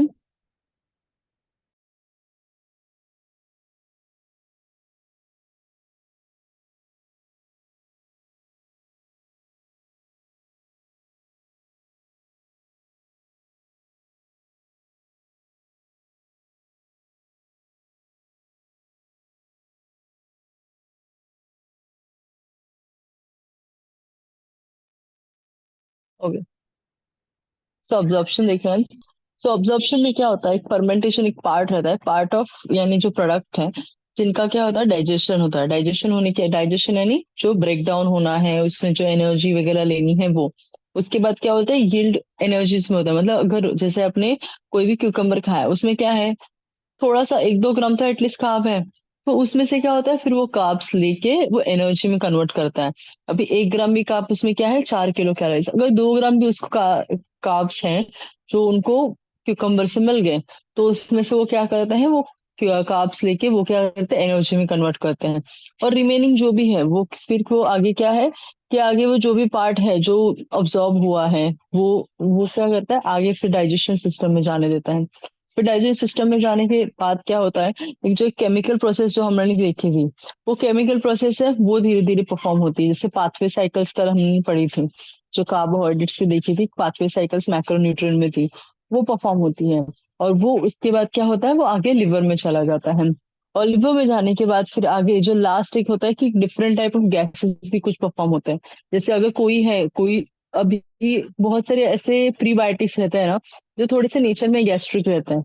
ओके। जैसे आपने स्प्राउट्स वगैरह देखे होंगे, जैसे स्प्राउट्स हैं, वो अगर भिगो के खाओ तो किसी किसी को गैसेस प्रॉब्लम हो जाती है। जैसे छोले सुना होगा। ओके। छोले, राजमा, ये सारी क्या है, थोड़े से उसमें गैसेस रहता है। जब वो डाइजेशन होते हैं उस टाइम पे कुछ गैसेस हैं जो रिलीज होती हैं।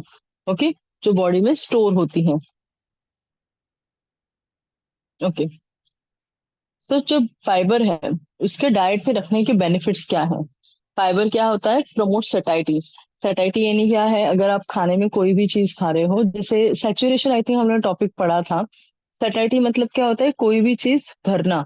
ओके, फुल होना, इसको क्या बोलते हैं, सैटिस्फैक्शन। सैटिस्फैक्शन यानी अगर आप कोई भी खाना खा रहे हो, अगर फॉर एग्जाम्पल आपके खाने में थोड़ा सा प्रोटीन रखा है आपने, 50-100 ग्राम प्रोटीन रखा है, और उसके साथ आपने थोड़े से कार्बोहाइड्रेट यानी रोटी रखी है, या फिर राइस रखा है, पर आपको उसमें पेट भरा हुआ नहीं लग रहा है। पर वही अगर आप साथ में सैलेड रखोगे ना, तो फिर आपको क्या रहता है, पेट भरा हुआ फील होता है। तो ये भरा हुआ फील होना, उसको क्या बोलते हैं, सटाइटी बोलते हैं। तो सटाइटी आपको फील होती है फाइबर्स की वजह से। फाइबर्स की वजह से क्या होता है, गुड बैक्टीरिया जो हमारे बॉडी के हैं, जो गट बैक्टीरियाज हैं, उनको फाइबर्स अच्छे लगते हैं। तो गट बैक्टीरियाज के लिए क्या है, फाइबर्स जो हेल्पफुल है, आपको डाइजेशन में भी हेल्प करते हैं।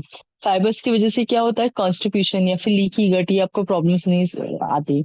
क्योंकि क्या है कॉन्स्टिपेशन, यानी कि कॉन्स्टिपेशन कब होगा, जब आपकी बॉडी में इनफ फाइबर्स या फिर इनफ बैक्टीरियाज नहीं है वेस्ट करने के लिए। तो उस टाइम पे अगर फाइबर का इंटेक आपने लिया है, तो क्या होगा, कॉन्स्टिपेशन की प्रॉब्लम्स या फिर लीकी गट, ये प्रॉब्लम्स आपको आती ही नहीं है। ओके। हेल्थ बेनिफिट्स जो है, हेल्थ बेनिफिट्स यानी क्या होता है कि भाई बहुत सारे जो हमें बेनिफिट्स देते हैं, जैसे क्या है, आपके वेस्ट में क्या होता है, बल्क ऐड होता है। ओके। जो आपके डाइट है, कुछ भी है, अगर आपके डाइट है, आपके डाइट में क्या आपको सटाइटी फील होती है। ओके। एंड जो बेनिफिट्स आते हैं कि जो वाटर है।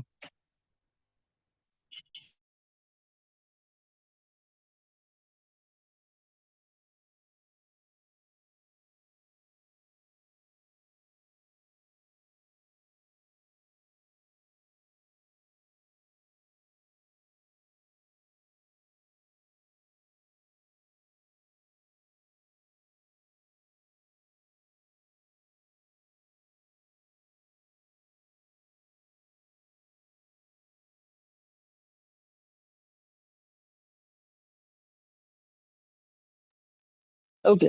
सो अगर फाइबर से देखिए, ब्लोटिंग जिनको होती है ना, उनको फिर क्या है, गैस्ट्रिक सब्सटेंस है उनसे प्रॉब्लम होती है, तो उनको क्या है, अगर जिनको फाइबर से ब्लोटिंग फील होती है, उनको प्रोबायोटिक्स के लिए जाना चाहिए। प्रोबायोटिक्स यानी जो कर्ड हो गया, जो छाछ है, या फिर प्रोबायोटिक्स में कुछ लिक्विड्स भी आते हैं, कुछ टैबलेट्स भी आते हैं। तो मोस्टली उनको उसके लिए जाना चाहिए। कुछ रहते हैं लोग जिनको ब्लोटिंग होती है, दैट्स आई नो। बट जिनको नहीं होती है, जिनको सूट नहीं होता है, वो प्रोबायोटिक्स को जा सकते हैं, क्योंकि फाइबर क्या है, प्रीबायोटिक्स है। ओके। वो क्या है, बायोटिक जो आपके बैक्टीरिया के गट बैक्टीरिया है, उनको हेल्पफुल है। अगर आपको प्रीबायोटिक्स नहीं सूट हो रहे, अगर आपको फाइबर नहीं सूट हो रहा है, तो आप प्रोबायोटिक्स के लिए जा सकते हो। ओके।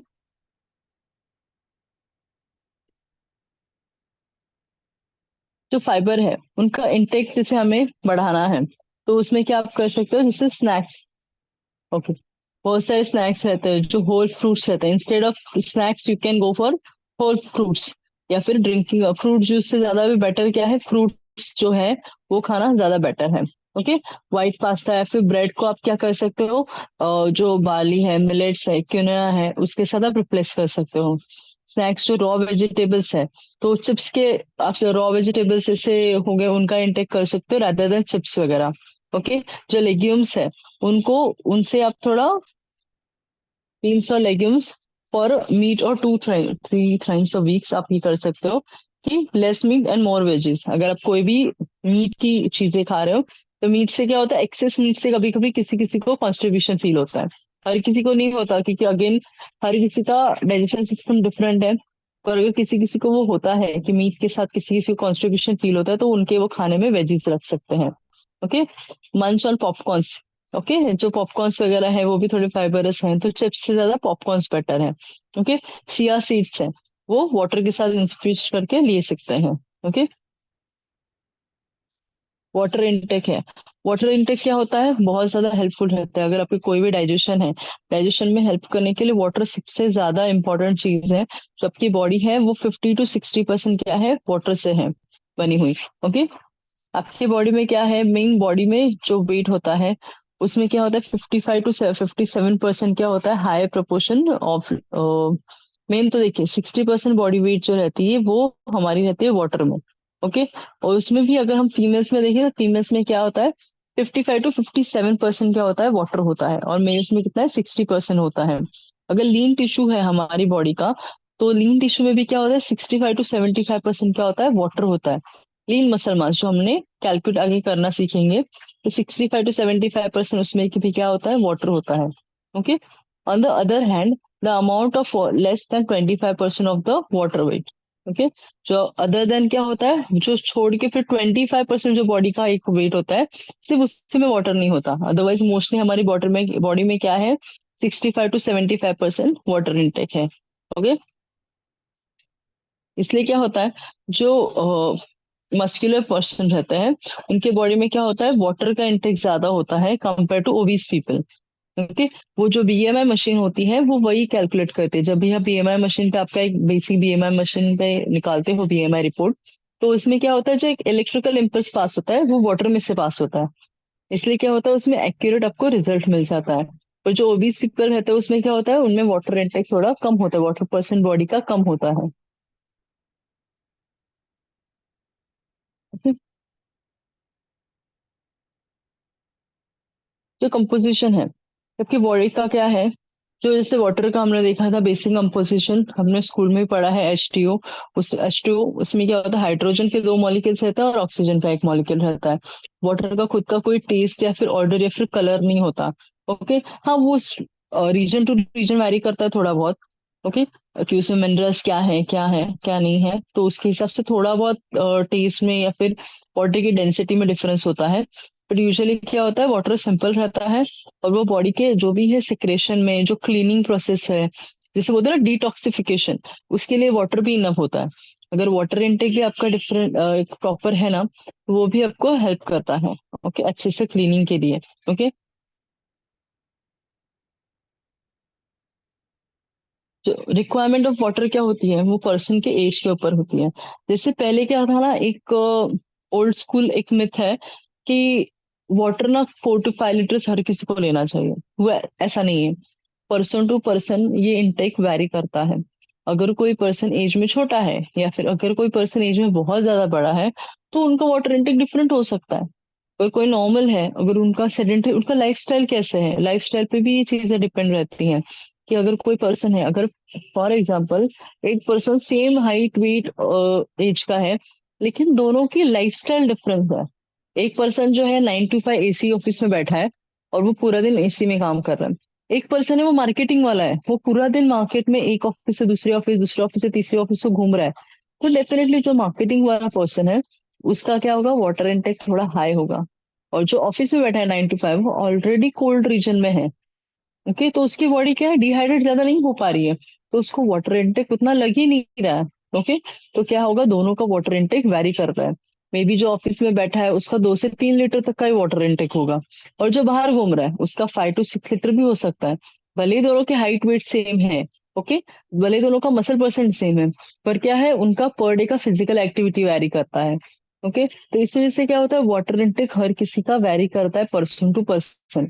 किसी का बॉडी का जो टेम्परेचर है वो एक नॉर्मल रेंज में हमेशा रहता है, तो उनको ज्यादा वाटर इनटेक की जरूरत नहीं पड़ती। कोई किसी का बॉडी टेम्परेचर है जो बहुत हाई रहता है, उस टाइम पे क्या होता है, उनका वाटर इनटेक ज्यादा होता है। जैसे अगर आप देखो, कोई पर्सन है जिसको बहुत ज्यादा गुस्सा आता है, तो वो क्या रहेगा, हमेशा उसका मेटाबॉलिज्म हाई रहेगा। तो उसको क्या रहेगा, बॉडी को कूल डाउन करने के लिए उसको वाटर इनटेक उसका डेफिनेटली ज्यादा रहेगा। कोई ऐसे पर्सन है जो हमेशा चिल रहता है, तो उसको वाटर इनटेक उसका ज्यादा नहीं रहेगा। क्यों? क्योंकि वो ब्रेन से शांत है, उसका बीएमआर लेवल एक नॉर्मल रेंज में चल रहा है। इस वजह से क्या होता है, उसका वाटर इनटेक भी कम है comparatively, may be because of that. तो इसीलिए क्या होता है, दो पर्सन हमेशा जरूरी नहीं कि हर किसी का water intake standard 4 to 5 litres हो। हर किसी का वाटर इनटेक वैरी करता है पर्सन टू पर्सन। उसकी फिजियोलॉजी, उसकी मेंटल स्टेट, उसकी फिजिकल एक्टिविटी, ये सारी चीजें, उसका एज, उसकी सेक्स, वो ये सारी चीजों पे ये वैरी करता है। ओके। आपकी बॉडी में क्या होता है, एक it also contributes to the sources of water, like water. Carbo जो है, जो हमारे कार्बोहाइड्रेट इनटेक है, उसमें भी वाटर होता है, फैट और प्रोटीन में। तो वो क्या होता है, वो वाटर उसमें से भी डिराइव होता है और बॉडी को मिलता है। तो उसको क्या बोलते हैं, मेटाबॉलिक वाटर। ओके। जैसे राइस है, अगर हम लोग राइस बनाते हैं, तो उसमें क्या होता है, 70% वाटर होता है। तो ये जो खाना जब वो वाटर डाइजेस्ट होता है, तो उस टाइम पे क्या होता है, वो वाटर मेटाबॉलिज्म होने के बाद बॉडी को मिल जाता है। तो इसलिए क्या, वो मेटाबॉलिक वाटर उसको बोला जाता है। ओके। जैसे डिफरेंट टाइप ऑफ फूड है, जैसे आप देख सकते हो क्यूकम्बर में क्या है, 96.73 ग्राम्स क्या है, वाटर है। ओके, पर 100 ग्राम ये दिखाया गया है। एशगॉर्ड है, वाटरमेलन है, डिफरेंट डिफरेंट टाइप ऑफ चीजें हैं जिसमें डिफरेंट डिफरेंट वाटर है। ओके। तो इसमें से क्या होता है, बॉडी को मेटाबॉलिक वाटर मिलता है। फंक्शन क्या है बेसिक वाटर के? वाटर का बेसिक फंक्शन क्या है? बॉडी टेम्परेचर मेंटेन करना। Okay.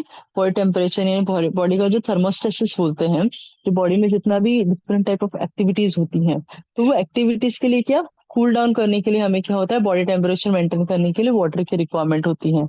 Water acts as a medium in which various body substance can dissolve and thus transported to the different tissues of metabolic activity।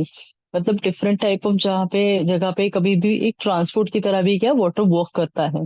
Okay.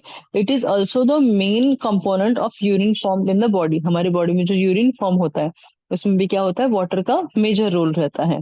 Okay.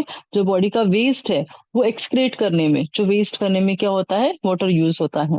Okay. As surrounded by internal body tissues and protects them from extents of shocks and injury. अभी हमारे body का जो water level रहता है उसमें क्या sales में water रहता है, तो इसमें क्या, अगर आपके देखिए अगर बोन्स है, अगर उसके ऊपर एक मसल का अगर लेयर नहीं होगा तो फिर क्या होगा कि हम बहुत ज्यादा जल्दी इजीली हर्ट हो सकते हैं अगर हमने किसी ने हम लोग को टच किया।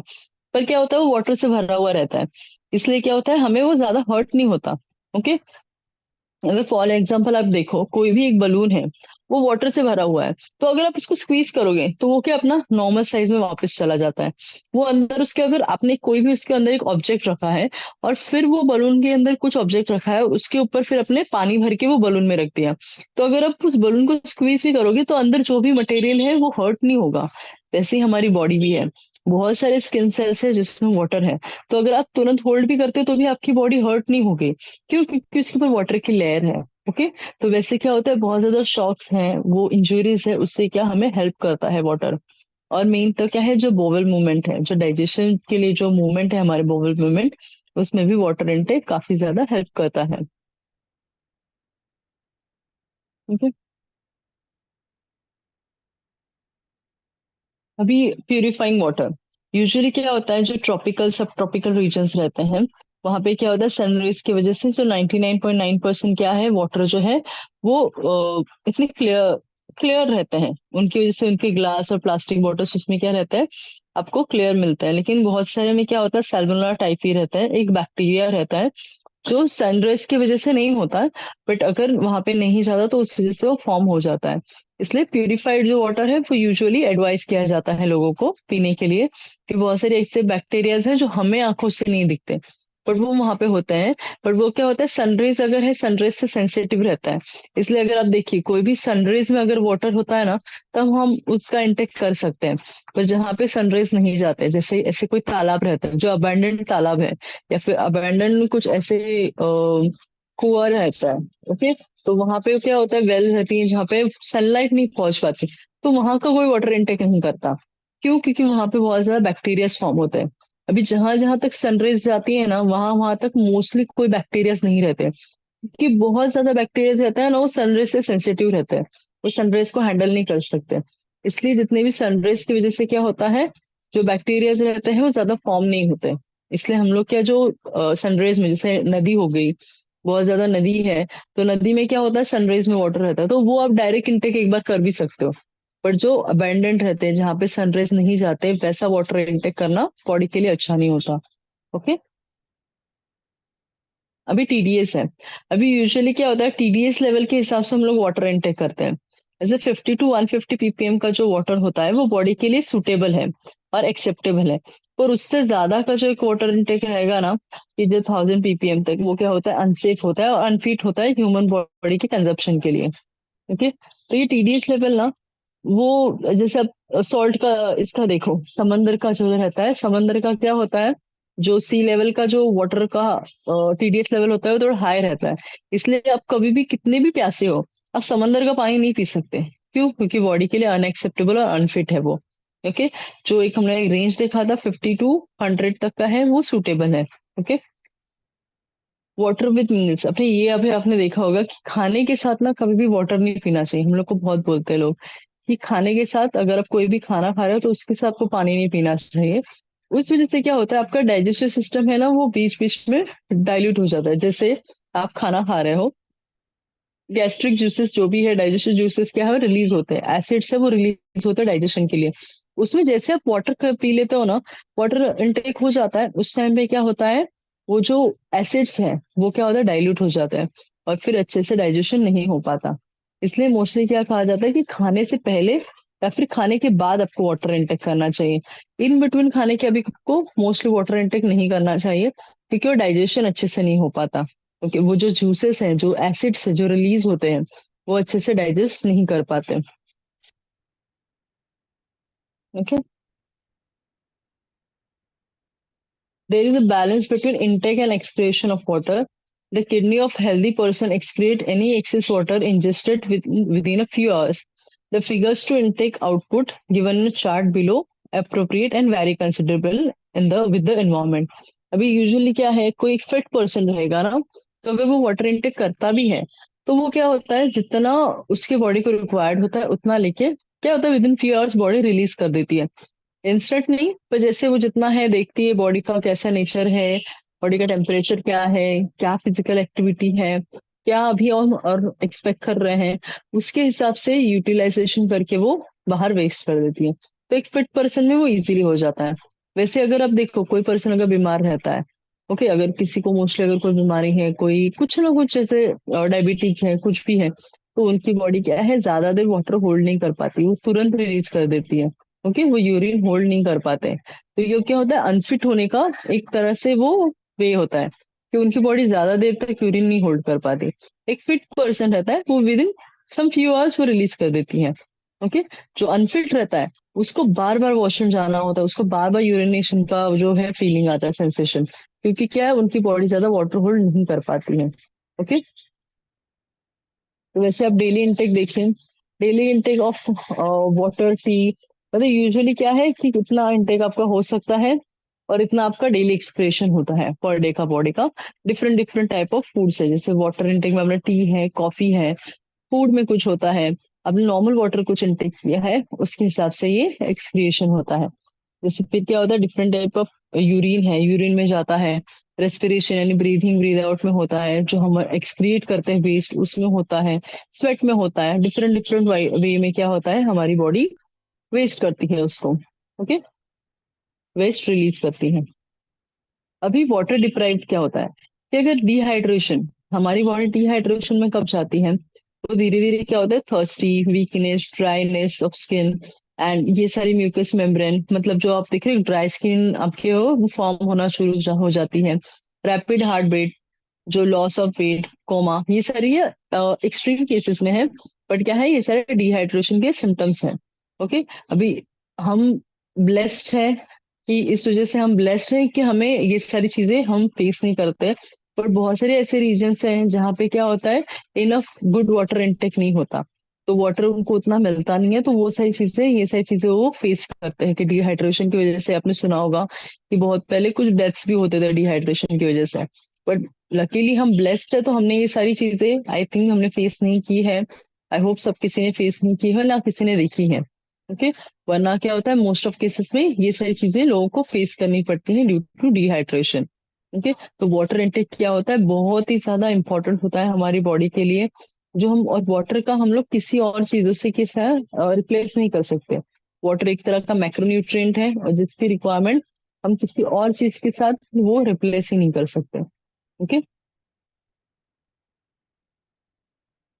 जैसे टिप्स है कि अगर आपको वाटर इनटेक का है, तो वैसे क्या यूजुअली कहा जाता है कि sit down and then drink your water. Because क्या होता है, उससे क्या होता है, हमारी बॉडी जो है वो एक डाइजेशन लेवल है, एक रिलैक्स रहता है, जब आप वाटर इनटेक करते हो अच्छे से यूटिलाइज हो जाता है। ओके। हमेशा मतलब है ना, avoid drinking all the water at once, मतलब आपको एक साथ पूरा वाटर नहीं पीना चाहिए, धीरे धीरे धीरे धीरे पानी पीना चाहिए, तो बॉडी अच्छे से उसको यूटिलाइज कर पाती है। ओके। यूजुअली क्या है, रूम टेम्परेचर या फिर वार्म वाटर ज्यादा बेटर है, मतलब ज्यादा कोल्ड ना हमारी बॉडी के लिए सूटेबल नहीं है, भले ही कितनी भी हीट हो बाहर। क्या होता है, आपकी बॉडी मगर एक बार वार्म नहीं पियो चलेगा, पर रूम टेम्परेचर, क्योंकि क्या है, आपकी बॉडी का टेम्परेचर है ना वो हमेशा हाई रहता है। उस टाइम पे क्या होता है, आप ठंडा एकदम पानी बॉडी पे डाल देते हो, तो विच इज नॉट हेल्पफुल। तो आपके डाइजेस्टिव सिस्टम क्या है, थोड़ा इंटरप्ट हो जाता है। जैसे अगर आप देखिए, अगर कोई बहुत ज्यादा गर्म तवा है, उसके ऊपर आप ठंडा पानी छिड़क दो, तो उस टाइम पे क्या होता है, आपने देखा वो स्प्लैशेस, उस टाइम पे आपने देखा वो स्प्लैशेस आप देखते हो, पर आपने उस तवे का आप हाल देखना, उसमें ना धीरे धीरे जो रहता है ना वो खराब होने लगता है। वैसे ही ह्यूमन बॉडी भी है, हमारी बॉडी क्या होती है, टेम्परेचर बहुत अंदर से बॉडी का हाई होता है क्योंकि डाइजेस्टिव सिस्टम चालू है, पूरा दिन हमारी बॉडी वर्क करती रहती है। हाँ, आफ्टर जो एक रहता है ना, एक डॉन का टाइम रहता है कि आफ्टर सनसेट हमारी बॉडी क्या होती है, रिलैक्स होना चालू हो जाती है। इसलिए क्या होता है, जो हम डे टाइम में जितना भी पानी पी रहे हैं ना, एक नॉर्मल रूम टेम्परेचर होना चाहिए। अगर हम ठंडा पानी पीते हैं तो ठंडा पानी क्या होता है, बॉडी को हार्म करता है। क्यों? क्योंकि आपकी बॉडी का टेम्परेचर हाई है, डाइजेशन लेवल हाई है, और उस टाइम पे आप ठंडा पानी पी रहे हो। इसलिए मोस्टली रूम टेम्परेचर या फिर वार्म वाटर पीना ज्यादा हेल्पफुल है। ओके।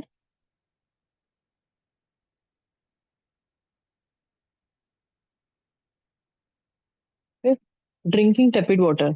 ओके, जो टेपिड वाटर है, यूजुअली क्या है कि एक डाइजेशन सिस्टम के लिए एक टेपिड वाटर जो रहता है वो हेल्प करता है कि आपके टेपिड यानी नॉर्मल रेंज का वाटर, आपको ज्यादा हॉट नहीं और ज्यादा कोल्ड भी नहीं।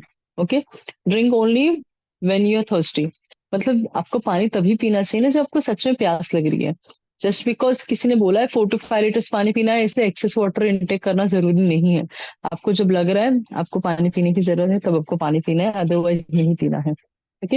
And drink water thing the first thing, आप जब भी मॉर्निंग में उठते हो सबसे पहले आपको पानी पीना चाहिए। क्यों? क्योंकि आपकी body 7 to 8 hours already dehydrate रहती है। ओके। और आपकी बॉडी का जो है इनफ, कुछ भी एकदम फास्टिंग मोड में रहती है। इसलिए उस टाइम पे क्या होता है, बॉडी कंप्लीटली डिहाइड्रेट रहती है।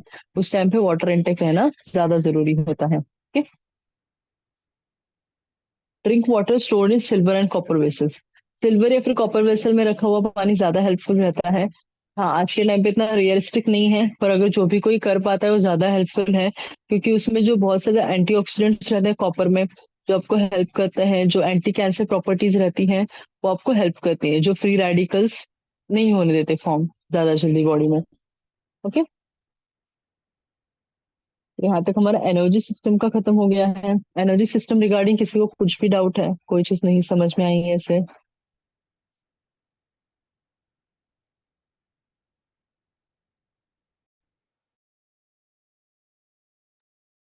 अगर किसी को कोई चीज नहीं समझ में आई है तो आप पूछ सकते हो।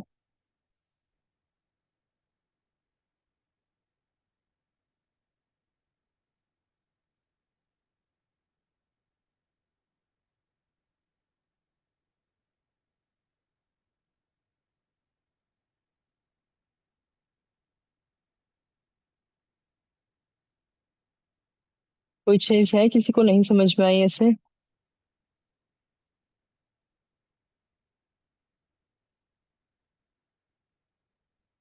ओके। तो हम लोग,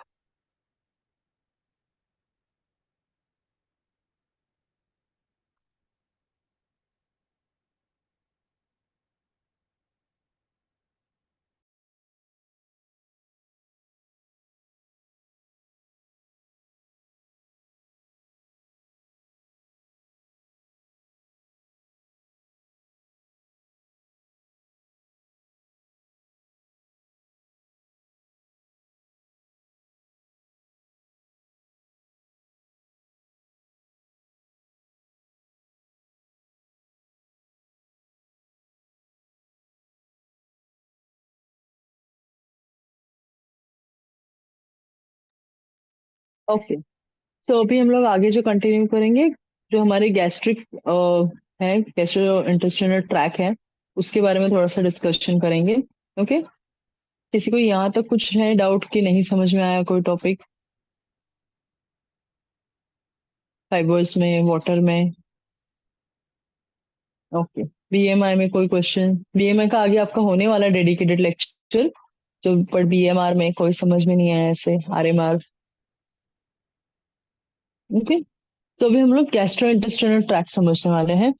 जैसे अभी हमने देखा था कि फाइबर्स वगैरह है, तो ये डाइजेशन कैसे होता है इसके बारे में हम लोग डिस्कस करेंगे।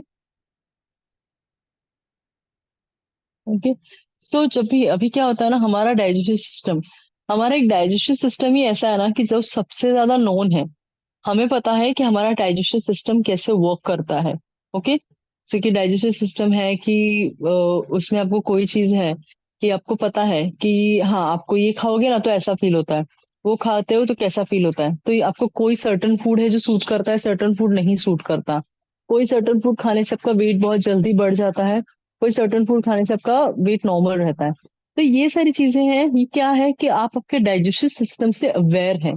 आपके बॉडी में अगर कोई भी और सिस्टम है, जैसे आपके बॉडी में हार्मोनल सिस्टम है, आपको नहीं पता है कि आपको क्या खाने से कैसे फील होता है, पर आपको ये पता है कि क्या खाने से मतलब डाइजेशन लेवल आपका कैसे रहता है, आपका डाइजेस्टिव सिस्टम कौन सी फूड को कैसे रिएक्ट करता है। ओके। तो सबसे ज्यादा नोन कोई सिस्टम है ना हमारी बॉडी में, तो डाइजेस्टिव सिस्टम है, जिससे ह्यूमंस अवेयर है। ओके। जो फिर अगर उनका नर्वस सिस्टम होगा वो इतने अवेयर नहीं रहते, उनके हार्मोनल सिस्टम है, जैसे एंडोक्राइन सिस्टम है। ओके। ये सारे सिस्टम से बॉडी इतना अवेयर नहीं है, ह्यूमंस इतने अवेयर नहीं है, पर डाइजेस्टिव सिस्टम से है। तो अभी डाइजेस्टिव सिस्टम की बेसिक चीजें क्या होती हैं, तो कौन सी चीजें हैं कि आपको डाइजेस्टिव सिस्टम में वो आपको समझना है कि उसके स्टेप्स क्या है। सो डाइजेस्टिव आपका जो सिस्टम है वो स्टार्ट कहाँ से होता है, वो स्टार्ट आपके माउथ से होता है, जो आपकी ओरल कैविटी है। अगर कोई भी आप चीज पहले खाते हो वो कहाँ पे, आपके माउथ में पहले सबसे जाती है। तो वहां से क्या होता है, आप चूइंग स्टार्ट करते हो। फिर जो सलाइवरी ग्लैंड्स है, सलाइवा रिलीज होते हैं, पैरिंग्स रहता है, ओके, जो नेक के पास जो आप एरिया देख रहे हो, यहाँ से ये क्या होता है, ब्रेक डाउन होना चालू हो जाता है। और फिर जैसे आप देख रहे हो, लिवर तक, gall bladder, stomach, spleen, pancreas, large intestine, small intestine and क्या, रेक्टम, ये सारी चीजों का हमारा डाइजेस्टिव सिस्टम होता है। ये क्या है, पूरा गैस्ट्रो इंटेस्टिनल ट्रैक्ट है। ओके। जो डाइटरी फैक्टर्स रहते हैं कि जो गैस्ट्रो इंटेस्टिनल ट्रैक्ट के साथ क्या है, जो रिलेटेड है। ओके। तो पहले क्या है, acidity, इनएडिक्वेट fibre, fats, gluten in wheat, lactose और अल्कोहल, ये सारी चीजें क्या है, बॉडी को मतलब गैस्ट्रोइंटेस्टिनल ट्रैक है, उसको क्या रहती है, थोड़ी हार्मफुल रहती है। वो अच्छे से बॉडी को रिएक्ट नहीं कर पाती। ओके। अच्छे से बॉडी डाइजेस्ट नहीं कर पाती। हमारी बॉडी का जो पीएच है, जो स्टमक का पीएच है, वो क्या होता है, 5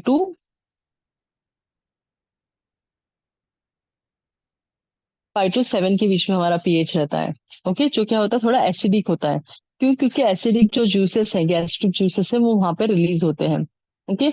जो सिट्रस फूड है, जो लेस देन 2 सिट्रस फूड्स है, और पीएच है 3.5 पॉइंट मोर उससे। इसलिए क्या होता है कि जो फूड है जो एसिडिक होता है वो हमें अच्छे से डाइजेस्ट नहीं हो पाता, हमें तुरंत एसिडिटी हो जाती है। इसलिए प्रोटीन रिच फूड क्या रहता है, वो ज्यादा हेल्पफुल रहता है। और जो एसिडिक फूड है वो हम अच्छे से डाइजेस्ट नहीं कर पाते। ओके।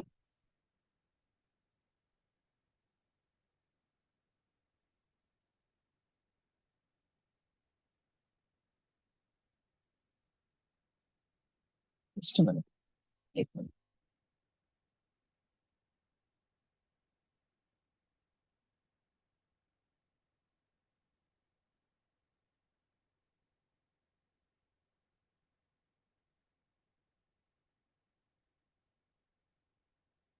इनएडुकेट फैट्स कौन से, फाइबर्स कौन से रहते हैं, मतलब देखिए, अगर आपके खाने में आपने इनफ फाइबर, मतलब जो है कि अगर किसी, अगर आपने फॉर एग्जांपल अगर आप पनीर खा रहे हो या फिर आप चिकन खा रहे हो, चिकन के साथ आपने रोटी है, वो जैसे अगर आप देखो, अगर आप चिकन के साथ ना कोई भी मैदे की चीज खाते हो, ओके, जो स्ट्रीट फूड आपको इजीली मिल जाता है, चिकन और फॉर एग्जांपल कोई पाव हो गया, जो सिंपल है, जो सिंपल एकदम बेसिक एकदम मैदे से बना हुआ है, अभी मैदे में क्या है, फाइबर नहीं है, प्योर ग्लूकोज है। अगर उसके साथ आपने चिकन खा लिया ना, तो उस टाइम पे क्या होगा, आपको कॉन्स्टिपेशन बहुत जल्दी फील होगा। ओके। क्यों? क्योंकि आपका जो डाइजेशन सिस्टम करने के लिए जो फाइबर चाहिए, उसमें मैदे में इनफ फाइबर नहीं होता। तो अगर आप फ्रिक्वेंट अगर वैसा खाना रहते हो तो आपको कॉन्स्टिपेशन का बहुत जल्दी प्रॉब्लम आपको दिखेगा। बट वही, अगर आप चिकन कोई अच्छे से मिलेट्स है, जैसे बाजरा है, जवार है, उनके साथ आप खा रहे हो ना, तो वो क्या होगा, आपको डाइजेशन आपका स्मूथली होगा। क्यों? क्योंकि उसमें इनफ फाइबर्स है। तो वो क्या हो गया, एडिक्वेट फाइबर हो गया। अभी इनएडिक्वेट फाइबर कहाँ पे होगा, जो आपने मैदा खाया है। तो क्या है, इनफ डाइजेशन के लिए इनफ फाइबर उसके साथ नहीं मिला है आपको। ओके। तो ये डिफरेंस है। ओके। इनएडिक्वेट फाइबर में। ओके। जो केसेस ऑफ एसिड रिफ्लेक्स है, जैसे मैंने बताया था कि जो एसिडिक फूड है, एसिडिक फूड है, वहां पे आपको डाइजेशन अच्छे से नहीं हो पाता। जब एसिडिक फूड्स रहते हैं, हमारी बॉडी क्या है, एसिडिक फूड नहीं कर पाती डाइजेस्ट। जैसे हमारे बॉडी का हमारा पीएच कितना था, 5 to 7 है। अगर बिलो 5 कुछ भी रहता है ना, जैसे बहुत सारे एसिडिक, जैसे सिट्रस है, नींबू है, नींबू देखिए आप एक सर्टन क्वांटिटी में ही खा सकते हो, उससे ज्यादा आप नींबू का इंटेक कर ही नहीं सकते, आपको नॉशियस फील होगा। या फिर आपको एक रहता है ना कि एक एसिड रिफ्लेक्स, आपको बार बार नॉशियस फील होगा, आपको आपका डाइजेशन सिस्टम रिलैक्स नहीं लगेगा। क्यों? क्योंकि आपकी बॉडी का पीएच क्या है, 5 to 7, एंड बिलो 5 आपकी बॉडी कुछ डाइजेस्ट नहीं कर पाएगी। ओके। जो हाई फाइबर फूड्स रहते हैं जैसे बनाना हो गया। ओके। और ये मेलन्स रहते हैं, डिफरेंट टाइप ऑफ फेनल रहता है, वाटरी फूड्स रहते हैं, ये क्या होता है बॉडी अच्छे से डाइजेस्ट कर पाती है। लेकिन क्या है, जिंजर एंड लेमन है, ये क्या होता है, ये मेडिसिन के लिए ठीक है कि थोड़ा बहुत उसमें अल्कलाइन नेचर होता है, एंटी इंफ्लेमेटरी रहते हैं, तो थोड़ा बहुत ठीक है। बट उससे एक सर्टन, जैसे टी होगी, टी मतलब क्या है, छोटी सी क्वांटिटी है जिसमें आप वाटर भी मिक्स कर रहे हो और उसके बाद ले रहे हो, तो जिंजर टी, तो वो क्या है, एक बार थोड़ी सी क्वांटिटी में ठीक है, पर उससे ज्यादा आपको ज्यादा हेल्पफुल नहीं रहेगी। अगर आप बहुत ज्यादा इंटेक करते हो तो आपको हार्ट बर्न फील होता है।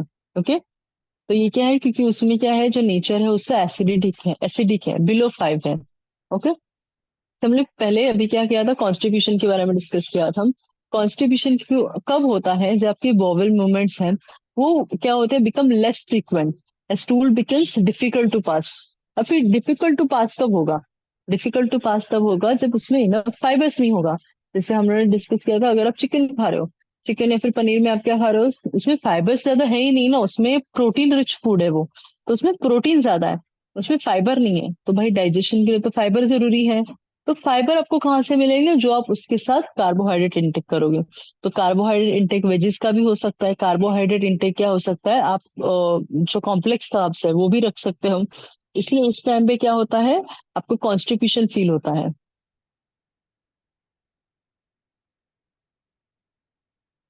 देखिए, इट इज नॉट, अगर आपकी बॉडी सूट करती है, अगर देखिए कभी कभी क्या होता है ना, किसी का डाइजेशन सिस्टम अगर आपका है 5 to 7 क्या है, नॉर्मल पर्सन का है, अगर आपका डाइजेशन सिस्टम थोड़ा बहुत ऊपर नीचे है, अगर आपका पीएच लेवल अच्छे से आप मैनेज कर पा रहे हो, क्योंकि ह्यूमन बॉडी क्या होती है ना, स्मार्ट होती है, सर्टन टाइप के बाद ना एक चीज अडेप्ट कर लेती है।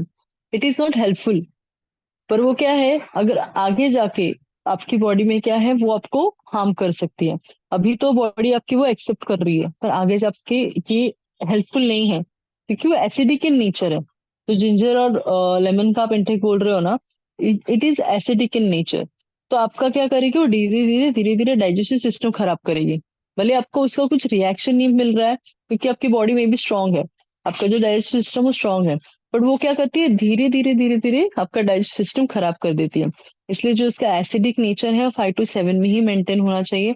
अब जितना, मतलब एक हाथ सिप, एक हाथ कप इनफ है, एक हाथ से 2 कप, तो उससे ज्यादा उसका इंटेक हार्मफुल है बॉडी के लिए। ओके।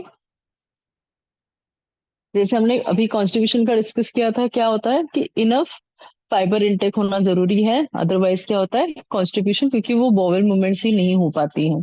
ओके। तो उस वजह से वो रिलीज नहीं हो पाता। तो ओल्डर एज है, ओल्डर एज पीपल में क्या होता है, लेस एक्टिव होते हैं, इसलिए उसका क्या है, होता है मेटाबॉलिज्म स्लो होता है, इसलिए उनके ना कॉन्ट्रैक्शन है, डाइजेस्टिव सिस्टम है वो उतना फास्ट नहीं रहता है। इसलिए उनको क्या है, वाटर इंटेक, जो वाटरी फ्रूट्स हैं, वेजीज है, उसका इंटेक ज्यादा करना चाहिए। ठीक है। जब वुमेन रहती हैं, स्पेशली जब प्रेग्नेंट रहती है, फिर चाइल्ड बर्थ के भी क्या होता है, उनको कॉन्स्टिपेशन इजीली हो जाता है। क्यों? क्योंकि हार्मोनल चेंजेस है बहुत सारी, 80 to 90% वुमेन्स हैं जो प्रेगनेंसी के बाद कॉन्स्टिपेशन फील करती हैं, और सीरियस कॉन्स्टिपेशन हो जाता है। ओके। क्योंकि क्या होता है, हार्मोनल चेंजेस होते हैं।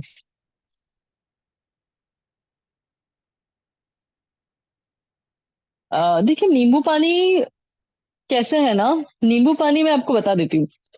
अभी नींबू पानी क्यों अराइज हुआ, मैं इसका एक आपको बेसिक कंसेप्ट बता देती हूँ। पहले क्या होता था ना, कि हमें, अगर आपको देखिए, अगर आपको चक्कर फील हो रहा है, तो अगर चक्कर फील हो रहा है, आपको बस कोई बोले कि नमक और पानी ले लो, तो आप नहीं लेते हो। आपको लगता है कि अच्छी नमक और पानी कौन लेगा, तो फिर लोगों ने क्या किया, चलो उसमें कुछ फ्लेवर ऐड करना है ना, थोड़ा नींबू का फ्लेवर ऐड कर देते हैं। तो उसलिए नींबू का एक फ्लेवर ऐड कर दे, क्योंकि क्या होता है, थोड़ा टेस्ट में स्पाइसी, थोड़ा चटपटा लगता है। इसीलिए ये सारी चीजें इन्वेंट हुई है। तो क्या, जैसे कि मेजर उसमें इंटेक क्या होता है, कि इंसान को सॉल्ट वाटर जाना चाहिए, क्यों, इलेक्ट्रोलाइट लेवल मेंटेन होने के लिए, जो आपको डिजीनेस फील होता है वर्कआउट के बीच में। पर क्या होता है, लोग सिर्फ सॉल्ट वाटर लेना अवॉइड करते हैं, कि नहीं सॉल्ट वाटर कौन पिएगा, वो कैसे पियेंगे, तो उसमें नींबू क्या, जस्ट फॉर टेस्ट ऐड किया जाता है। पर अभी धीरे धीरे लोगों ने फिर उसमें इन्वेंशन में क्या कर दिया, शुगर ऐड करना चालू कर दिया। फिर वो क्या हो गया, नींबू पानी मतलब शुगर ऐड करके वो वाटर इंटेक। ओके। तो ये जो मेन है, हमारा मेन इंटेक वर्कआउट के बीच में क्या होता है, सॉल्ट और वाटर। इतना इनटेक इंपॉर्टेंट होता है। फिर वो नींबू ऐड हुआ, फिर वो शुगर ऐड हुआ। वैसे जैसे अभी आप देखते हो ना, आपको मैगी अगर आप खाते हो, आप मैगी में देखते हो ना, मैगी अभी आ गया है, तो कोई मैगी में चॉकलेट डाल के बना रहा है, कोई मैगी में आइसक्रीम डाल के मैगी बना रहा है, कोई मैगी का कुछ अलग ही बना रहा है। तो ये वैसे ही नींबू पानी का है, मतलब सॉल्ट और वाटर बॉडी के लिए इंपॉर्टेंट है। इनिशियली इतना ही इवेंट हुआ था कि भाई अगर कोई आप वीक फील कर रहे हो, आपकी बॉडी का इलेक्ट्रोलाइट लेवल कम हो गया है, तो आपको सॉल्ट और वाटर लेना है। बट फिर क्या, जैसे जैसे रीजन में जिस जिस जैसे ना नए नए एक्सपेरिमेंट करने हैं, किसी ने नींबू ऐड कर दिया, किसी ने शुगर ऐड कर दिया, तो ये क्या हो गया, धीरे धीरे इन्वेंशन हो गया। जैसे आपको नींबू पानी के इंडिया में भी थ्रू आउट बहुत सारे वेरिएशंस मिलेंगे। जैसे अगर आप इंस्टाग्राम या फिर कोई भी सोशल मीडिया ओपन करते हो, तो आपको क्या मिलता है, मैगी में 100 वेरिएंट्स मिल जाते हैं। मैगी इनिशियली कितना कैसे इन्वेंट हुआ था, मैगी डालो, पानी डालो, 2 मिनट बॉईल करो, खाओ। फिर लोगों ने उसमें क्या, उसमें कांदा टमाटर ऐड करना चालू कर दिया, किसी ने वेजेस डाल दी, किसी ने चॉकलेट डाल दी, किसी ने आइसक्रीम डाल दी। तो ये वैसा ही है। नींबू पानी एज इन आपकी बॉडी की रिक्वायरमेंट सॉल्ट और वाटर इतनी ही है।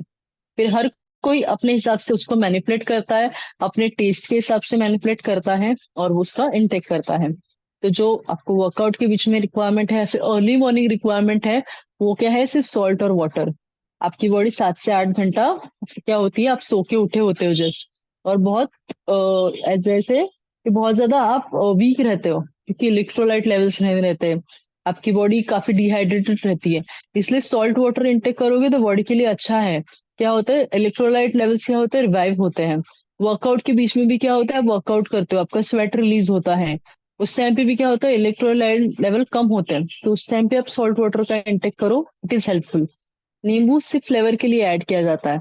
आपको नींबू पानी यानी sugar and different type of recipes है नींबू पानी की भी आज, तो उतनी रिक्वायरमेंट होती ही नहीं है। सिर्फ सॉल्ट और वाटर, इतनी ही बेसिक रिक्वायरमेंट है ह्यूमन बॉडी की। ओके।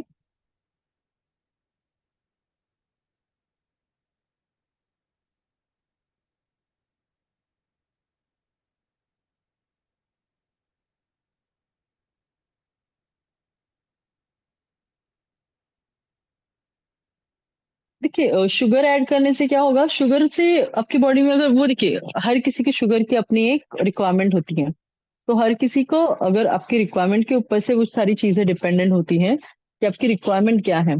तो अगर आप देखिए, अगर शुगर है, अगर आप एक लीन पर्सन हो, आपकी बॉडी में शुगर जितना भी है वो यूज हो सकता है, आपका वेट गेन नहीं होगा, आपका शुगर लेवल बढ़ेगा नहीं, तो आप शुगर ऐड कर सकते हो। अगर कोई है कि कोई ओबीज पर्सन है, अगर वो शुगर ऐड करके नींबू पानी डे टू डे ले रहा है, तो उसका वेट गेन होगा। ओके, कोई डायबिटिक पर्सन है, अगर वो शुगर ऐड करके नींबू पानी ले रहा है, तो उसकी शुगर लेवल राइज होगी। ओके। तो ये सारी चीजें हैं।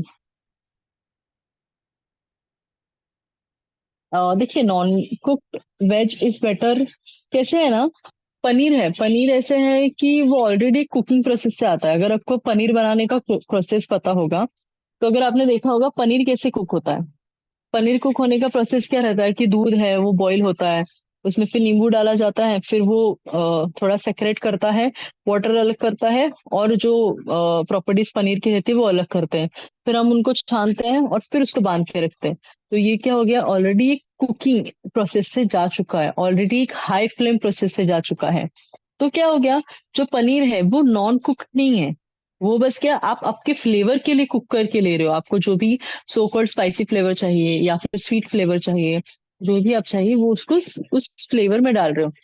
अगर नॉनवेज फूड ऐसे क्या होता है, जो चिकन या फिर मीट है, वो सिर्फ कट के आपके पास आता है ना, वो कुक किधर हुआ है, तो इसीलिए आप उसको कुक करते हो। पर जो पनीर है वो ऑलरेडी कुकिंग प्रोसेस से होके ही आपके पास आया है। तो अगर आपको आपको फ्लेवर चाहिए, तो आप उसको कुक करते हो डिफरेंट टाइप ऑफ, जैसे पनीर टिक्का हो गया, पालक पनीर हो गया, ये डिफरेंट टाइप ऑफ चीजों में आप उसको कुक करते हो। तो ये दो प्रोसेस समझिए। नॉन कुक्ड वेज यानी क्या, नॉन कुक्ड वेज कौन सी चीज है जो ऑलरेडी हीट के प्रोसेस से होके आ रही है। तो हीट के प्रोसेस से आते ही ऑलरेडी उसमें जो बैक्टीरियाज है सब है, वो क्लियर हो चुके हैं। अभी देखिए, मेन कुकिंग का हमारा बेसिक कंसेप्ट समझिए। कुकिंग का जो हमारा बेसिक कंसेप्ट था, जो हमारे 10,000 पहले जो पूर्वज थे, 10,000 साल पहले, उन्होंने कुकिंग का प्रोसेस क्यों चालू किया, क्यों, क्योंकि वो बीमार पड़ते थे, उसमें बहुत ज्यादा बैक्टीरियाज रहते थे चीजों में। तो वो क्लियर आउट होने के लिए कुकिंग का प्रोसेस हुआ, टेस्ट के लिए नहीं ऐड हुआ था। वो क्लियर आउट होने के लिए कि जो भी बैक्टीरियाज हैं, ओके, क्योंकि वहां पे उतना हाइजीन नहीं था उस टाइम पे अवेलेबल।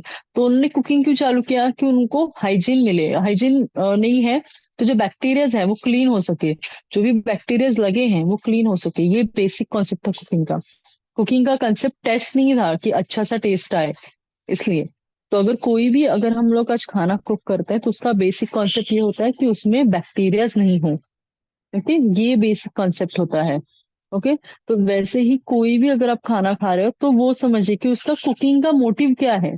कुकिंग इन्वेंट क्यों हुआ था? कुकिंग इन्वेंट इसीलिए हुआ था कि उसमें बैक्टीरियाज हम लोग को जो भी है वो क्लियर आउट हो जाए, और आप एक अच्छा खाना खा सको, आप बीमार नहीं पड़ो। कुकिंग का पर्पस टेस्ट नहीं है, कुकिंग का पर्पस टेस्ट आज की जनरेशन में है, कि आज की जनरेशन में हम कुक किया हुआ खाना ही फिर से कुक करते हैं, और डिफरेंट डिफरेंट वेरिएशंस में करते हैं। ओके, आई होप यहाँ तक सबको टॉपिक क्लियर है, किसी को कुछ डाउट है और?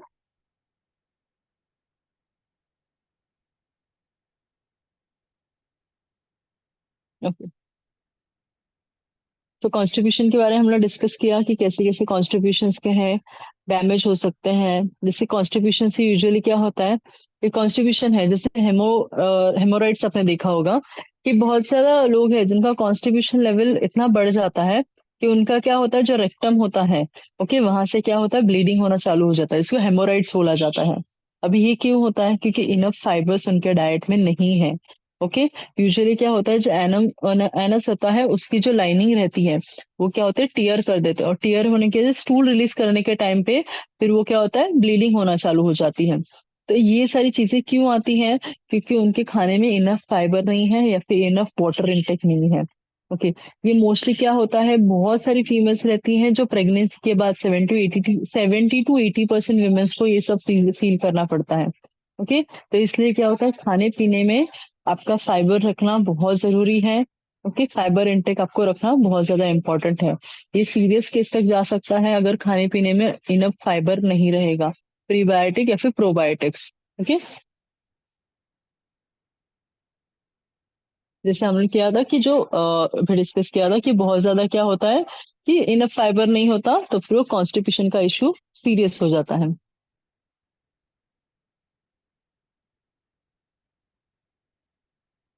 ओके, जो कॉमन लाइफस्टाइल है, जो कॉन्स्टिट्यूशन ये करते हैं, इंक्लूड करते हैं कि क्यों? क्योंकि इनफ वाटर फाइबर इंटेक नहीं होता, वाटर इंटेक इनफ नहीं होता, और क्या होता है, एक्सरसाइज इनफ एक्सरसाइज नहीं होती उस टाइम पे, उस वजह से भी कॉन्स्टिट्यूशन लीड हो सकता है। ओके, कि changes in regular routine, suddenly क्या होता है कि लोग ट्रैवल करते हैं, इनफ उनका रूटीन थोड़ा चेंज हो जाता है, उस टाइम से भी कॉन्स्टिट्यूशन होने के चार्जेस हैं। Eating large amount of milk और चीज, ओके, जब मिल्क या फिर चीज का इंटेक बहुत ज्यादा डिफरेंट हो, ज्यादा बढ़ जाता है, उस टाइम पे भी कॉन्स्टिपेशन होने के चांसेस रहते हैं। स्ट्रेस है, किसी का अगर स्ट्रेस लेवल बहुत ज्यादा बढ़ जाता है तो भी उनको कॉन्स्टिपेशन होता है। मतलब क्या होता है, देखिए, एक healthy mind healthy gut, okay, ये सारी चीजें होती हैं। अगर आपका माइंड फोकस्ड है ना तो आपका स्टमक भी क्लियर रहता है। कभी कभी क्या होता है, आपका स्टमक क्लियर नहीं होता ना तो आपका कहीं पे ध्यान नहीं लगता, या फिर आप कोई चीज का बहुत ज्यादा स्ट्रेस लेते हो ना तो भी आपका स्टमक अच्छे से क्लियर नहीं होता। तो क्या होता है, माइंड और स्टमक दोनों एक दूसरे से कनेक्टेड है और इक्वली कनेक्टेड है। आपका स्टमक अपसेट है तो आपका कहीं पे माइंड ध्यान नहीं रहेगा। अगर आपका स्ट्रेस है दिमाग में तो आपका खाने पीने पे ध्यान नहीं रहेगा और आपका स्टमक क्लियर नहीं रहेगा। ये दोनों चीजें क्या है, इक्वली डिपेंडेंट है। Okay, resting the urge to have a bowel movement, क्या होता है, रेजिस्टिंग टू अर्ज। कभी कभी को क्या होता है, कोई कोई वॉशरूम या फिर कोई कोई टाइम टू टाइम होता है ना, अपना स्टमक क्लियर करने के लिए नहीं जाते। ओके, जो टाइम होता है उस टाइम पे भी उनको कॉन्स्टिपेशन होने के चांसेस रहते हैं। तो वैसे टेस्ट रहते हैं, किसी कोलोनोस्कोपी, ये सारी टेस्ट उनके होते हैं।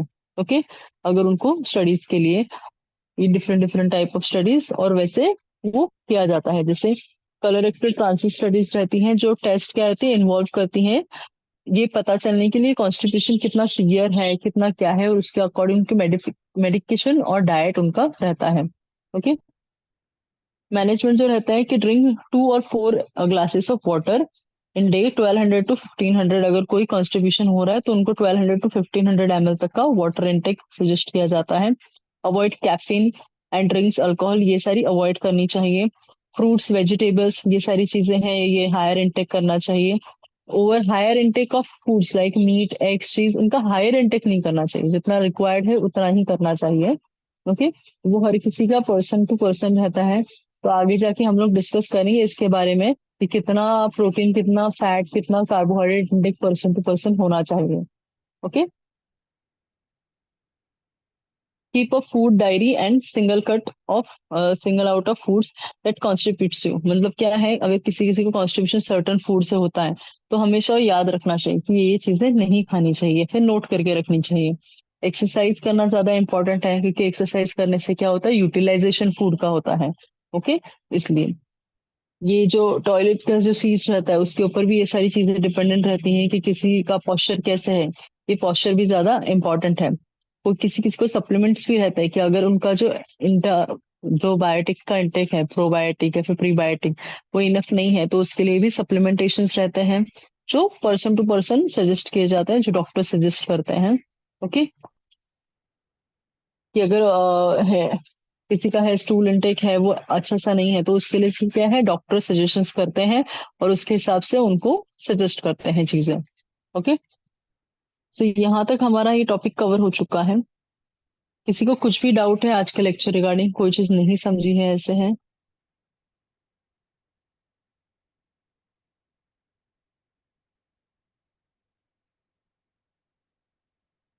हाँ, आपको वीडियो मिल जाएगी।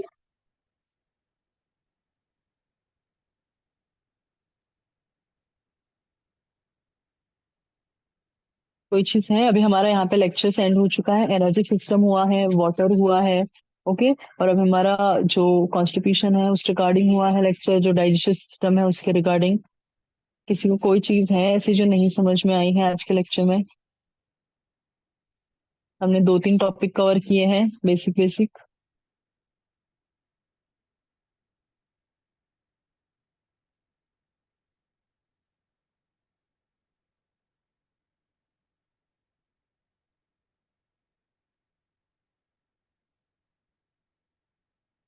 ठीक है, फिर हम लोग आज का लेक्चर यहाँ पे एंड करते हैं। किसी को कोई डाउट नहीं है तो कल के माइक्रो न्यूट्रिएंट लेक्चर रिगार्डिंग भी किसी को कुछ डाउट नहीं है? Okay, thank you everyone. जिसको कुछ डाउट नहीं है वो लेक्चर लेफ्ट कर सकते हैं, आपको रिकॉर्डिंग मिल जाएगी।